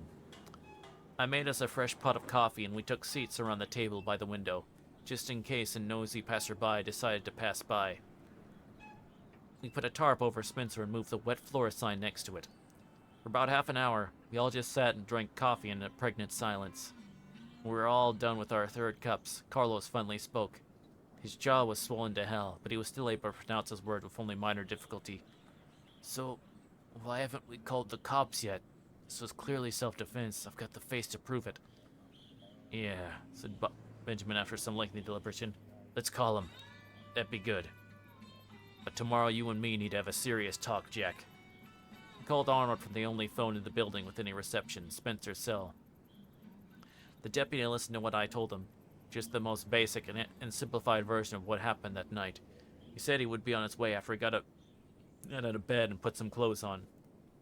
And I called the owners next, and they were not very happy. They told me next time I should call them first. Next time? Right now, the others are at their booth staring out the window, and I'm sitting on my laptop documenting the night while the memories are still fresh.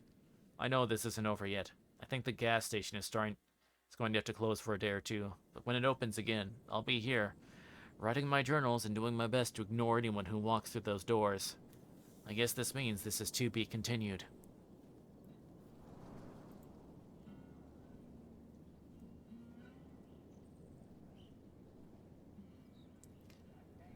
Chapter 7.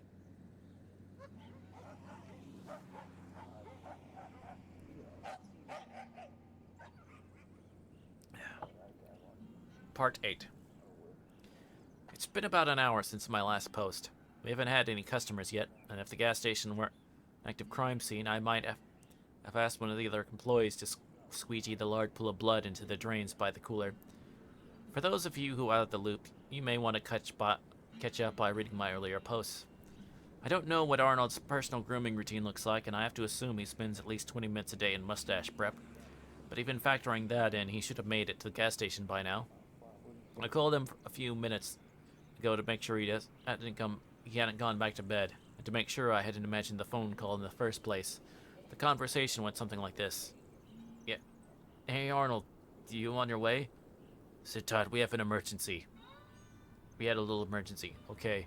The road between town and you is blocked off. Okay. Which one? All of them. Even the service roads. It's been a freak storm. I'd never seen anything like it. All the roads are covered in trees. But they aren't, fallen. The trees are growing up in the middle of the street. Been trying to find a way around all morning, but I've given up. About to head up through on foot. Just to be clear, you said you heard from Spencer Middleton last night. Has he made any other contact? Well, actually, he's here. He came in and some stuff happened and now he's dead. What? You're telling me there's a dead body at the gas station? I already told him all this. Man, I really miss Tom. Did you not realize that? I'm sorry, he answered.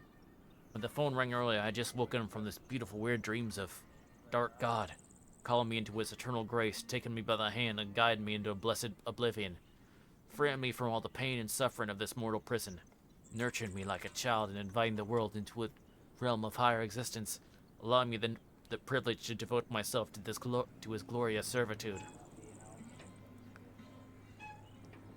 Okay, I said. I guess I'll see you when you get here. I called and checked the phone to charge the phone. The battery was sitting close to 50%. What's the deal, Lucille? Asked Benjamin. Arnold is on his way on foot, but we might have another problem. Holy shit, you guys see that? Carlos asked, pointing out the window. Couldn't quite make it out from where I stood, and I didn't feel like hobbling over corpses for like... What is it? I asked. There's a bunch of naked people on the road walking this way, Carlos answered. The hell do you say? Said Marlborough, suddenly taking interest. He pressed his face against the window for a better look. Those aren't just any people. I know them. That's Marla and Tyler, and there goes Fred. At least those were the names I gave them. Benjamin crossed the frozen drink machine, throwing over his shoulder quick. They friends of yours? Family, actually. They were anyway before they disappeared, but I don't remember them looking like that. Like what? I asked, starting to get uneasy feeling. Like, he took a second to find the words. All the end came was, they look funny. They continued walking close to the gas station, close enough that I could see them. At least a dozen people, stark naked. The closer they got, the more details I could make out. The more I wish I couldn't. Their eyes were milky and pale, maggots crawling out of infested crevices all over their bodies. Their skin dirty and covered in lesions and bruises. Marlborough was certainly not wrong. They looked funny. I'm sure you know the Hollywood-style zombie walk. The shuffle of an undead body with impaired motor skills. The scariest part of these people approaching the front doors at the gas station was that they were walking 100% perfectly normal. Just a bunch of decaying nudists out for a stroll. There was a loud crash that snapped us out of our probably rude staring. We all turned to see that Benjamin had pulled the frozen drink machine to the ground and was attempting to drag it over the Spencer towards the front doors. The sticky syrup concoction spilled all over the ground, mixing with the congealed blood and coating the floor in a red and brown and purple viscous soup.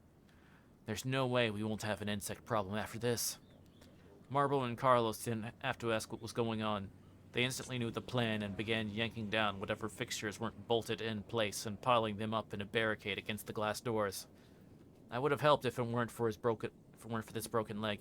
Besides, it looks like they've us under control. You boys think you can stay alive long enough for help to arrive? Benjamin asked. We've almost got 90 years experience staying alive between the three of us, Carlos joked. Benjamin directing his next question to me. Got any weapons in this place? I told him no. The only thing I have is a half-empty canister of gasoline in the supply closet, and some really hard jerky. But he was welcome into whatever he could find. That's when he started MacGyvering some spears out of chair legs and broken glass from the drink case. About 10 minutes ago, the gas station lost power. Now really would be a great time to have a giant pet glow in the dark butterfly. Stupid raccoons. It's been pretty quiet, save the wet guttural whispering coming from those people outside. Benjamin is still searching for weapons while Carlos finds things to push against the front door. And assuming he hadn't fallen asleep, Marble has taken the back door. I was feeling pretty useless after Benjamin confiscated my crutches, so I figured I would take this opportunity to type up the account of what happened, just in case Arnold gets here too late. In the spirit of preparedness, I should say a few things to whoever find this message. Or is it whomever? I can never get that right. First to the owners. I'm sorry about the mess. Second to her. I'm sorry we didn't run into each other the last time. Third, whoever keeps dumping tar into the ditch outside of the gas station, I hate you. I guess that's all I have to say. It's been a weird, crazy ride. This is Jack from the gas station, signing off one last time. I didn't die. Sorry it's been so long since the last update. I just got my laptop back from the police. Special thanks to whoever gilded me, by the way. I don't know what to do with Reddit Gold, but it brings warmth to my soul. I know you guys are probably wondering what happened. Well, last week I met a dark god. We were in the gas station and without power for hours. It's cold this time of year, so we huddled together around a plate of scented candles and ate pork rinds and canned beans. Marlboro almost dozed off a couple times before Carlos decided to loot the energy pills behind the counter. He handed them out and we all took a few, washing them down with cold coffee and telling ourselves it was for alertness.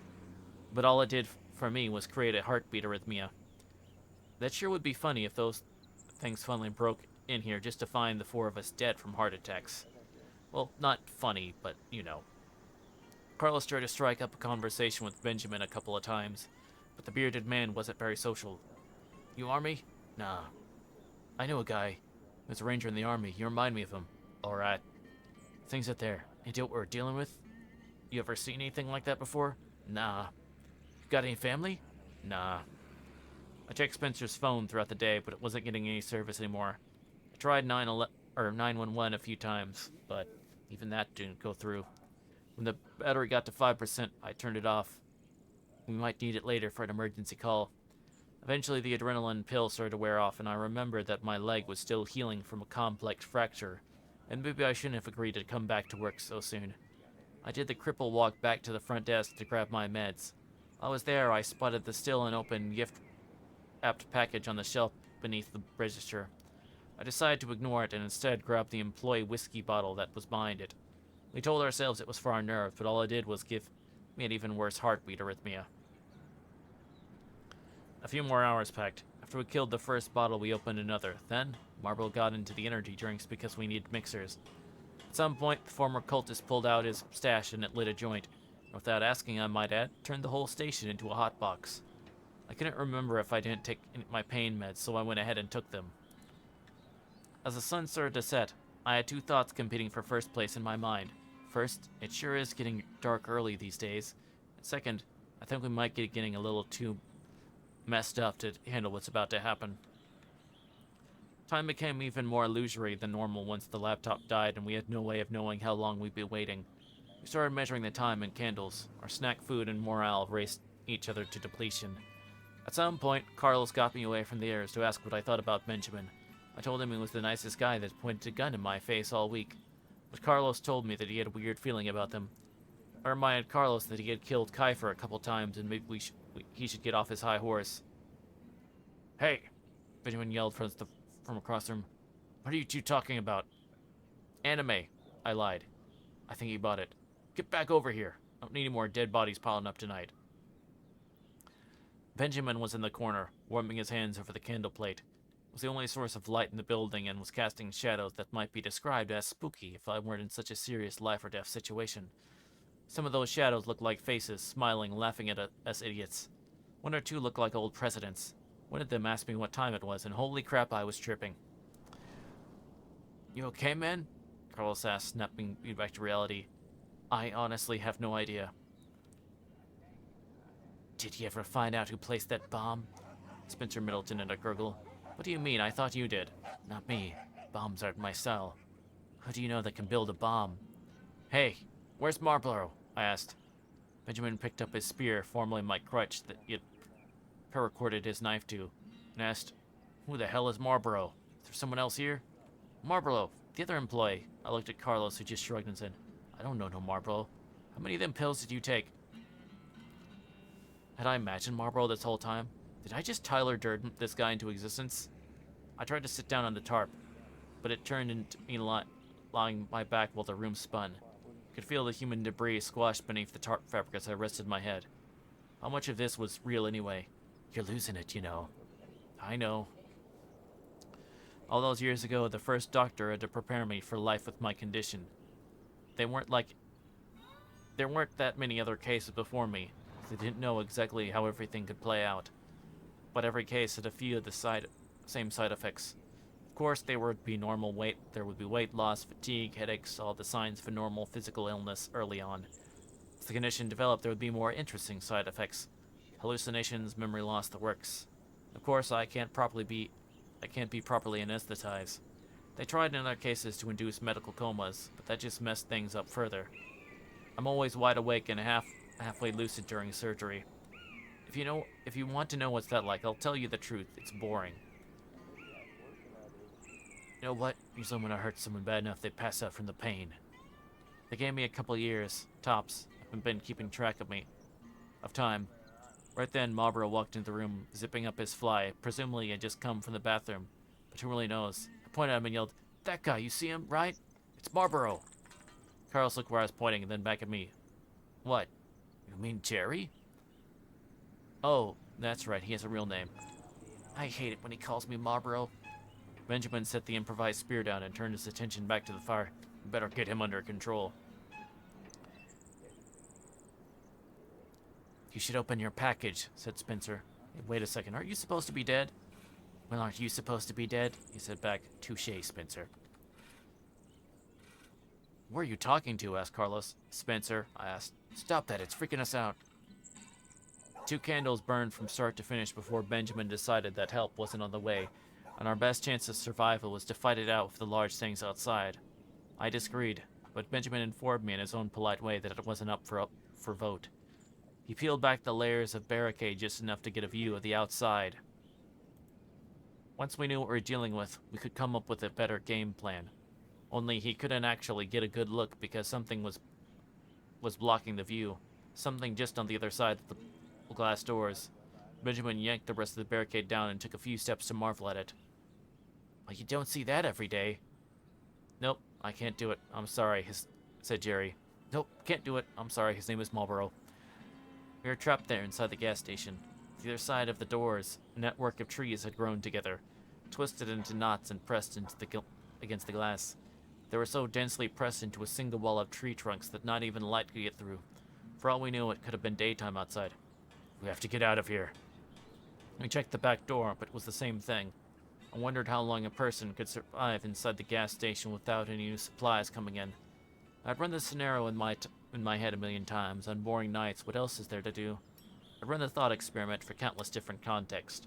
How long could I survive if the gas station were transported back in time to another planet, if there were a zombie apocalypse, etc.? What I had deduced was that under ideal circumstances, I could live off the supplies on hand for 4 years if I could find a source of water.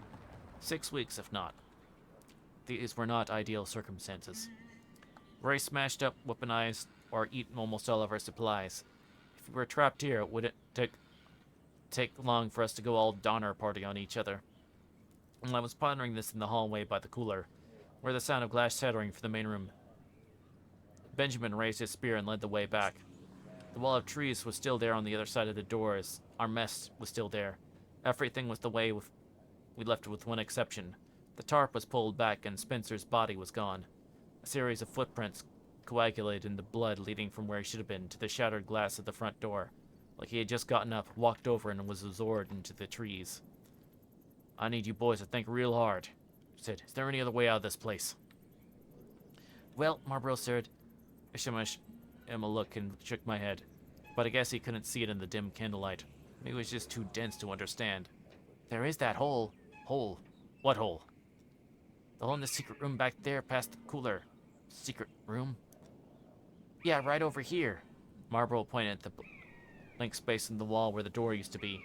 The owners had decided the smartest thing could be they found out about the secret room was to remove the door, build a good old-fashioned wall, and forget all about it. But that only works if anyone agrees to forget all about it, Marlborough. "Tell me there's a secret room behind there, and a hole in that comm room where you can maybe fit in and escape? Why don't you boys tell me this earlier?" He didn't wait for an answer. Benjamin went straight to the wall and started smashing it into pieces with his spear, and then he got it down a little with his bare hands. After a minute, the wall was once again a door. While Benjamin lit and placed a few candles around the giant hole in the floor, I grabbed Carlos and pulled him aside. "Hey," I said, "tell you something, I opened that package. It looks like a present." "Yeah?" he said. "Yeah," I said. Sure, at what point I finally cracked and opened it. I'm carrying around the content at the bottom of my pocket for at least one candle. Just like the last package, there was a note with this one. It read, "I didn't expect to use my letter as part of the story, but thanks, lol. Didn't mind you using it. It was really neat. I liked it. I was surprised. Thank you. Enjoyed your stories, and I knew it would be really great from the beginning. That's why I wrote what I did. I was surprised, but in a good way, that you used my letter. Thank you. I'm honored. Really honored." Underneath the letter was a small handgun. I knew enough about pistols from playing video games to know how to check the clip, and sure enough, it was loaded. I showed the gun to Carlos, who said, "That's a Ruger 380. "Is that good?" "It's a gun, so more stopping power than a chair leg. Why don't you give it to him?" Carlos gestured at our fearless leader. I don't know or trust him." "Good point." "Here," I said, trying to hand over. "I'm not a gun guy." "Man, you keep it. I got both legs. You need it more than me." He yelled his friend in the secret room. "You all ready or what? Let me see what's down there." Then he jumped in. I may have neglected to mention that it was a 10-foot drop to the cave floor below. I may have also taken a little pleasure in the sound of him crash landing and the pain moment that followed. For the rest of us, we rolled up a tarp and put some knots into it like a poor man's rope ladder. And I have to get credit to tarps.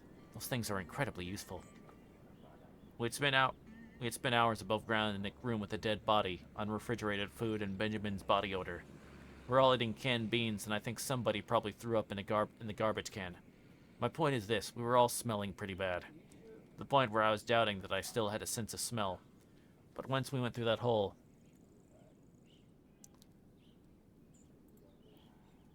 I knew for a fact that we hadn't. The smell down there made our gas station funk seem like cologne. The very worst putrid odors from the storm drains around the station were nothing compared to this. Is it possible for a smell to be heavy? Because that's the best word I can think of it. Not thick, just heavy. Carlos and Marlborough took turns barfing. They were done. Benjamin handed over the torches he had made from gasoline-soaked rags and chair legs. Didn't know what the guy's deal is, but he sure is crafty. The cave was a straight tunnel starting under the gas station and heading away from the town. There's plenty tall of us to stand comfortably, and there was a slight incline taking us downhill as we walked further into the hole. "What the hell is this?" Benjamin asked after about 20 feet. He waved his torch at the wall, and I saw that somebody had spray-painted a message on the cave wall in red. It said in shaky handwriting, "Reach of the raccoon, ate the raccoon." I said it a few times in my head and was pissed off at just how familiar it came close to rhyming, but didn't. Like a song slightly off key. The handwriting was very familiar, especially that capital R, but I couldn't remember why. There was another lawn gnome on the ground beneath it. We continued further into the cave. Benjamin way ahead of us, me bringing the tail, hobbling along the best I could with just a single crutch. The deeper we went, the narrower the cave, the stronger the smell. Nothing about being down here away from the gas station felt like an improvement from our previous situation. But it wasn't until we made it to the tree that I really decided we had messed up. I don't know how long we had been walking down here, maybe a half mile or so. Crutch miles feel a lot longer than normal miles. We eventually came upon an enormous black tree taking up the width of the cave. It looked like one of those 1,000-year-old sequoias, big enough to put a 2-lane road through. "Holy shit," enunciated Benjamin. I was the last to see what everyone else was wide-eyed and gawking at. The tree, in addition to being enormous, had some characteristics that you wouldn't expect a tree to have. Specifically, human body parts. A few arms and legs pointing at random spots, and right at eye level, a human face. "Hey," said Marlborough. "I know that guy. It's Patrick." Touched Patrick's face, and it peeled off and plopped to the ground like a wet Halloween mask. "I don't think he's going to make it," Benjamin said. He pulled something off his jacket pocket and stuck it to 3. "What is that?" I asked. Surprisingly, it was Marlborough who answered. "That looks like C4 plastic explosive to me." chuckled. You win the prize for that one, Rain Man. Yeah, it's the last of my explosives. Trying to kill this thing piece at a time for the last week. It just keeps growing back. I have to kill the root system, blow it up and kill the brains so the rest of the network will die. That was you that put that bomb in this gas station, I said. You know, back then I thought the building was the epicenter of the whole thing. Hey, wrote to Carlos. Jack was still in the building when you planned that. I know. Guys? Marvel tried to get their attention, but it wasn't working. You knew? You would have died if the thing went off. Guys? Look, assholes, this is war, and war there are always casualties. You can't make peanut butter without smashing a few nuts. Hey, guys? What? Screamed Benjamin. I'm a little busy. Marlborough pointed back to the way we came. We all turned to see Spencer standing in the middle of the path. A wicked smile on his face. Hi, miss me? Carlos screamed at me. Jack, the gun! I pulled the weapon out of my pocket and chucked it as hard as I could. It smacked Spencer right in the face and he fell over. I was very proud for the 2 seconds it took me to realize what I had done wrong. What happened next almost happened too quickly for me to comprehend. Something burst out of the wall next to us, an enormous object, the size of a car and mostly hand-shaped. It wrapped its giant finger around the other three and pulled them into the wall. And then I was falling. The earth had opened up below me and I was sliding through a dark tunnel. No, I was being pulled. More like swallowed, really. Went for a while, dirt filling my nose and ears and mouth, and then whenever it spat me out into a pitch-black room, onto a rocky, wet piece of ground, I landed on my bad leg, and it probably broke again. Okay, so I hate this, but I'm gonna have to do one more ad break. Just because I'm running out of stuff to snoozes, and I think this is gonna last longer than 5 minutes. So, I'll just run an ad. We'll be right back afterwards. Very sorry.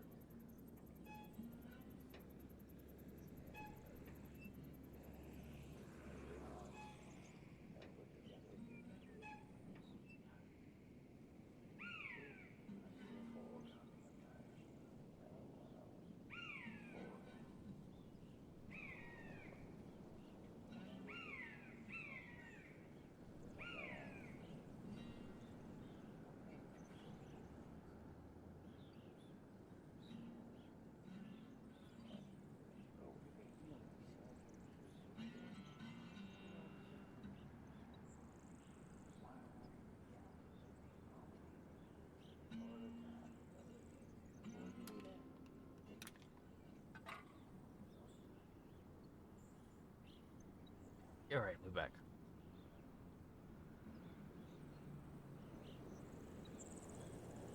Let's see.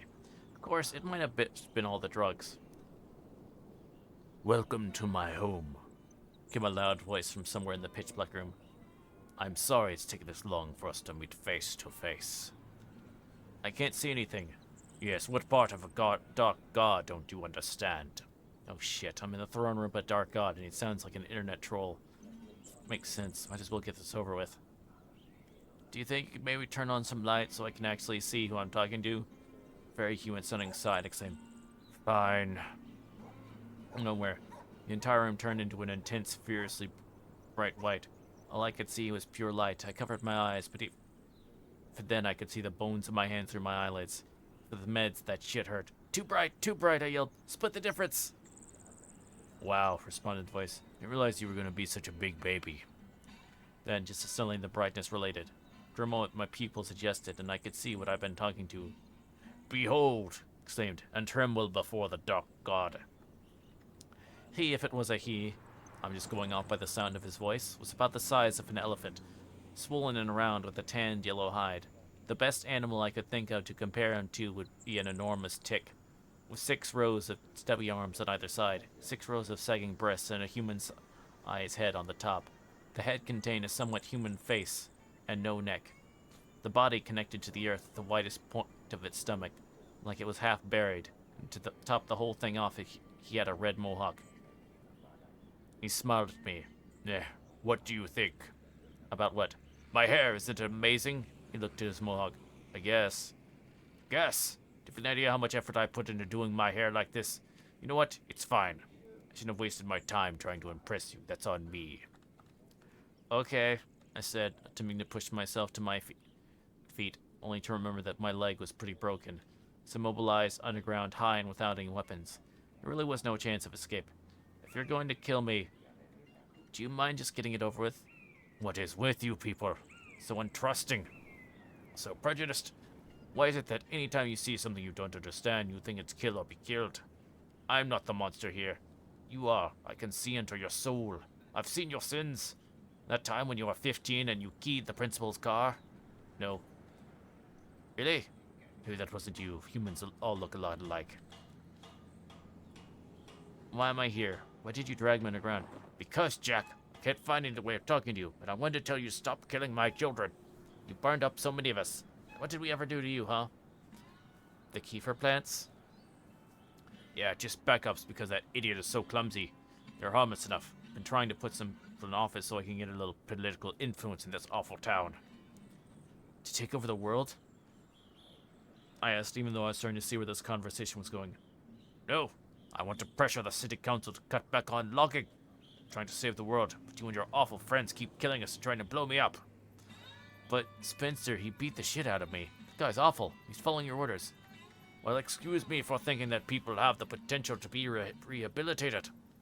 I hired Spencer because I need someone to protect Kiefer. And I gave him very specific orders not to kill anyone, which he agreed to.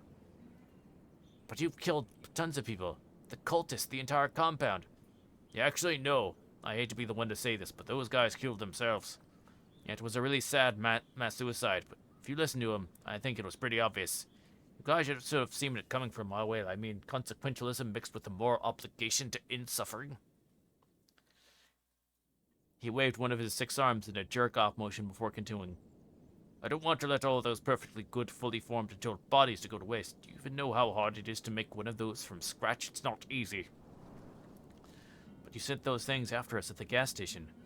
Again, with the self-centered hero complex, it's never about you. I sent my children to bring Spencer's body back here. I was hoping I could get him home in time to rebuild him without any permanent brain damage. I think next time you could see him, you should apologize for what happened. I swear, ever since Romero made zombies cool, people see a dead man coming back to life and instantly they get this urge to kill, kill, kill. Never happened to calling this a miracle. Nobody freaked out when Jesus came back. Are you saying that Jesus was like those Methodists, just a reanimated corpse? Is this really what you want to talk about, Jack?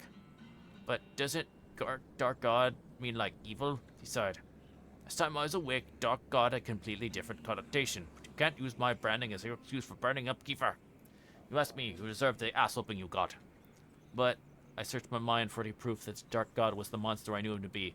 Don't think I could come up with a sad, icy cold realization. We're the monsters? I'm afraid so. I'm sorry. Good, that's a start. So, this is it? You're the reason for all the weird stuff going out there at the gas station? He laughed again and waved his head, which I took for a vision of shaking. No. Nope, I'll be honest with you. I have no clue what half these things are. Your gas station is weird, and even I do not know why. The hand plants and keepers for me. The smell, I'll fess up. That's me too. But all the other stuff, man, gives me the heebie-jeebies. You know that weird glowy worm bug thing? That was pretty weird, huh? So, what do we do now? Now I send you and your friends back home, and you quit killing me. That's my deal. Can we agree to that? I think so. Good. Should we shake on it or... At that moment, Norma's hand burst at the wall and wrapped its fingers tightly around me. Next thing I knew, I was coughing up dirt, down on all fours in the street outside of the gas station. It was morning. Oh, good, said Benjamin. You made it out, too. I looked over and saw the other three standing there, covered in black dirt. It's back where it started. The trees were all gone, leaving no sign that they were ever there in the first place. The gas station was a wreck. The front doors were smashed out, and the raccoons were excitedly running a loot train for whatever edibles they could carry from the front to their nest behind the back. What happened, man? Asked Carlos. I'm not really sure, I answered, digging the clumps of dirt out of my nose and ears. Well, you're lucky. Your friend made me wait a few minutes to give you a chance to get out. My hands, they were nearly black from all the layers of dirt coating them. Wait for what? I asked. For this. Benjamin answered as he pressed the button on his remote detonator.